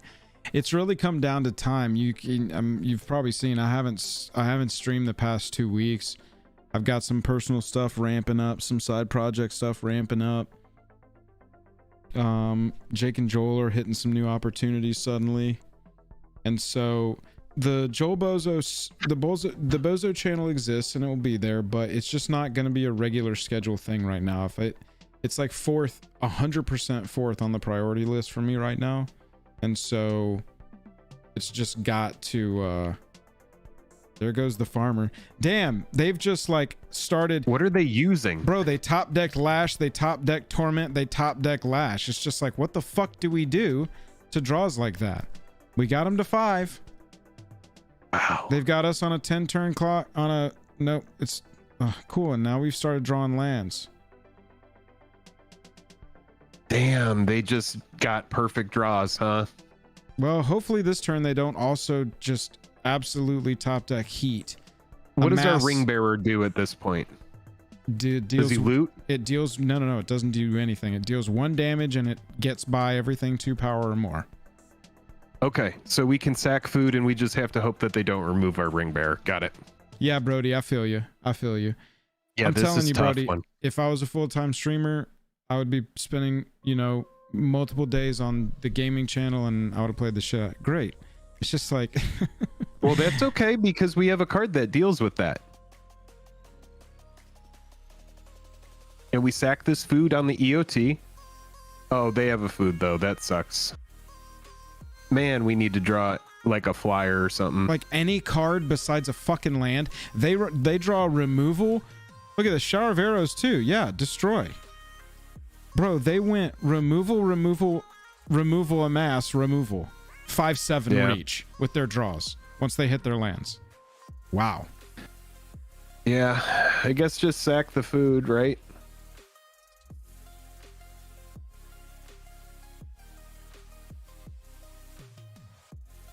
I have no Wow, blockers. yeah, What the fuck? they just drew all the right shit. That's so annoying. It happens. We ran into our anti deck. Like any good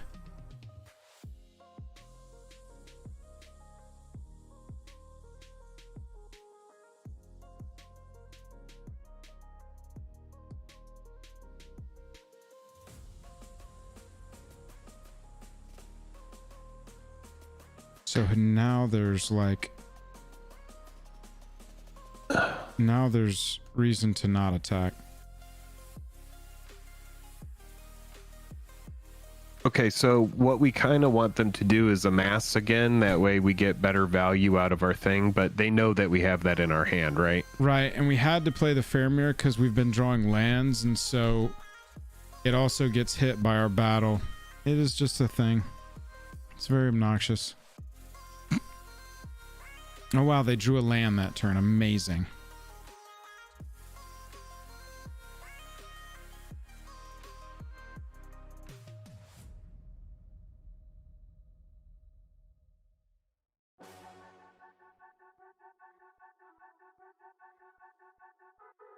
Oof, dude, if we can pull this game out, like, they're down to 9 minutes on their clock. We are still in this. They have no cards in hand, right? Correct. We're sacking the 1/1 to draw a card here. Luckily, this thing doesn't have...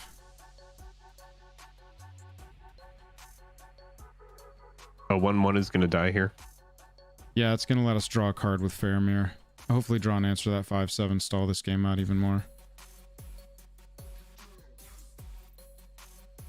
Oh no! Fairmere says the beginning of your end step. Oh my god, dude. God damn it. Oh, yeah.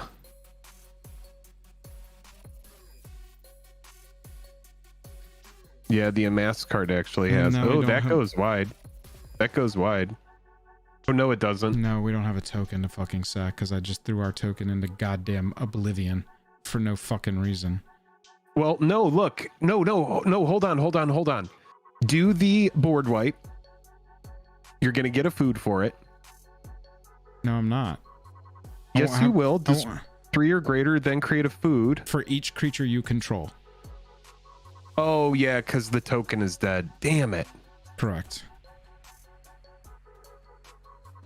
But I think we Oh, just have to do it. Yeah.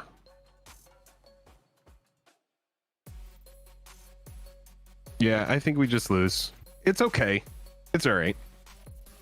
Wow, they pulled that one out, huh? Holy shit. That's impressive. That's pretty impressive they pulled that one out. You walked away. You took the vibes with you. Yeah, I guess. You took the vibes and you pooped them into a toilet and then you left. Yeah, that token was important. Fuck. That's me just not knowing the card. This is the first. We only force a mass in this house, and so this is the first time. Yeah, this is fucking game. Got him to 4, chat. And then I drew lands while they drew heat, and then I made a play mistake. Yeah. Which I think we still lost, but you know, what can you do?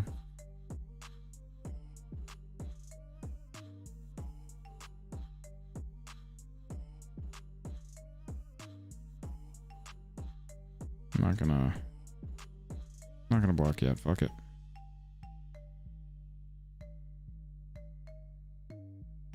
Yeah, they did sideboard as well, so what can you do? Didn't need the 3 life, honestly. Yeah, that's true. We should have held on to the... God, Walter, that's a good note. We didn't need to do the 3 life. You're right.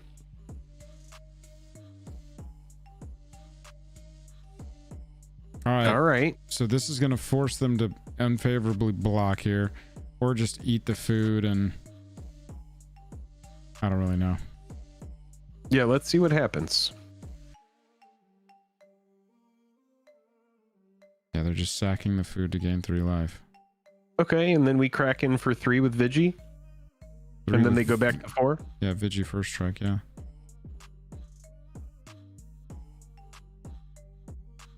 Oh, Jesus.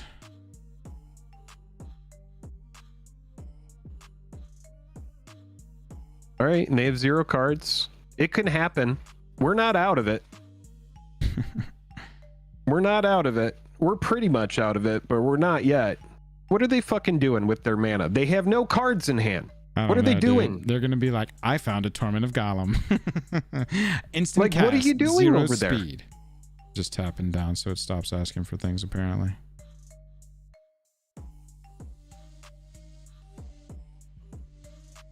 Yu-Gi-Oh!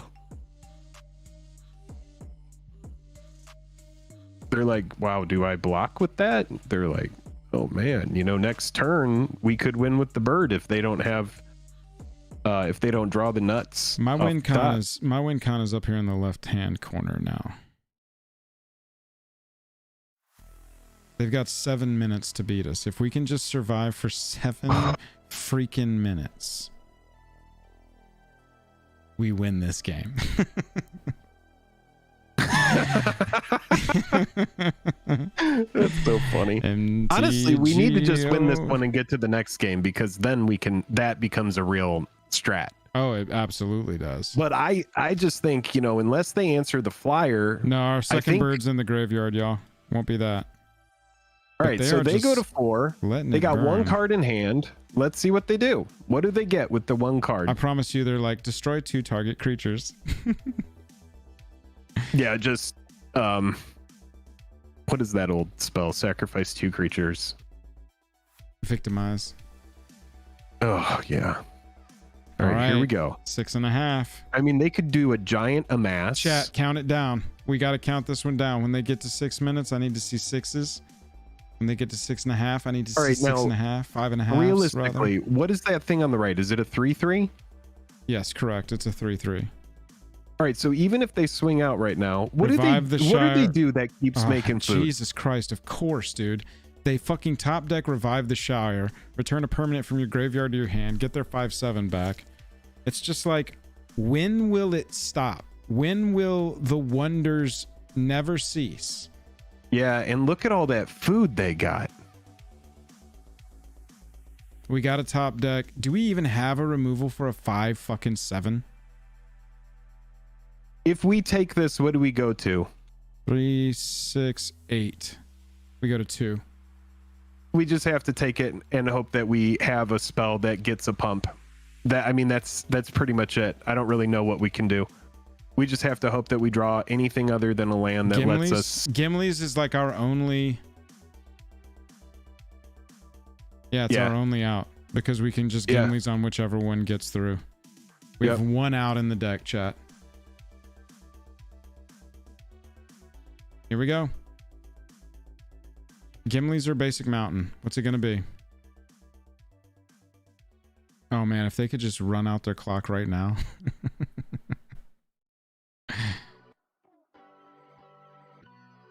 Cool. Oh, what a bag of dicks, dude, this game. Cool, man. I honestly... Oh. Well, good job on them finding that that thing that allowed Seriously, them to dude, get everything back. That was they was really good. They hit 7 lands, 3 forest, 3 swamp, and Baradur. And then they drew 1 land for the rest of the fucking game. There Yeah. you go. Look at that. They're top decking another absolute bomb of a card. Yeah, they didn't brick once. Look at their graveyard. I'm telling you, it's unbelievable Yeah, they didn't ever what break. we were forced to play against here. Yeah, I mean, we just got absolutely, Magic gods fucked us. we got effed in the B on that one, and not in like a fun, I had a great time way. No. So it is what it is. But I did have a great time drafting with you. This was really fun.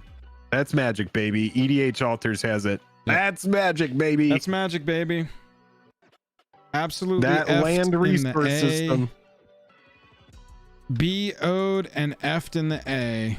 Zarathos is like, that's why I put $500 a month into Mitgo, because I always get the best drawers.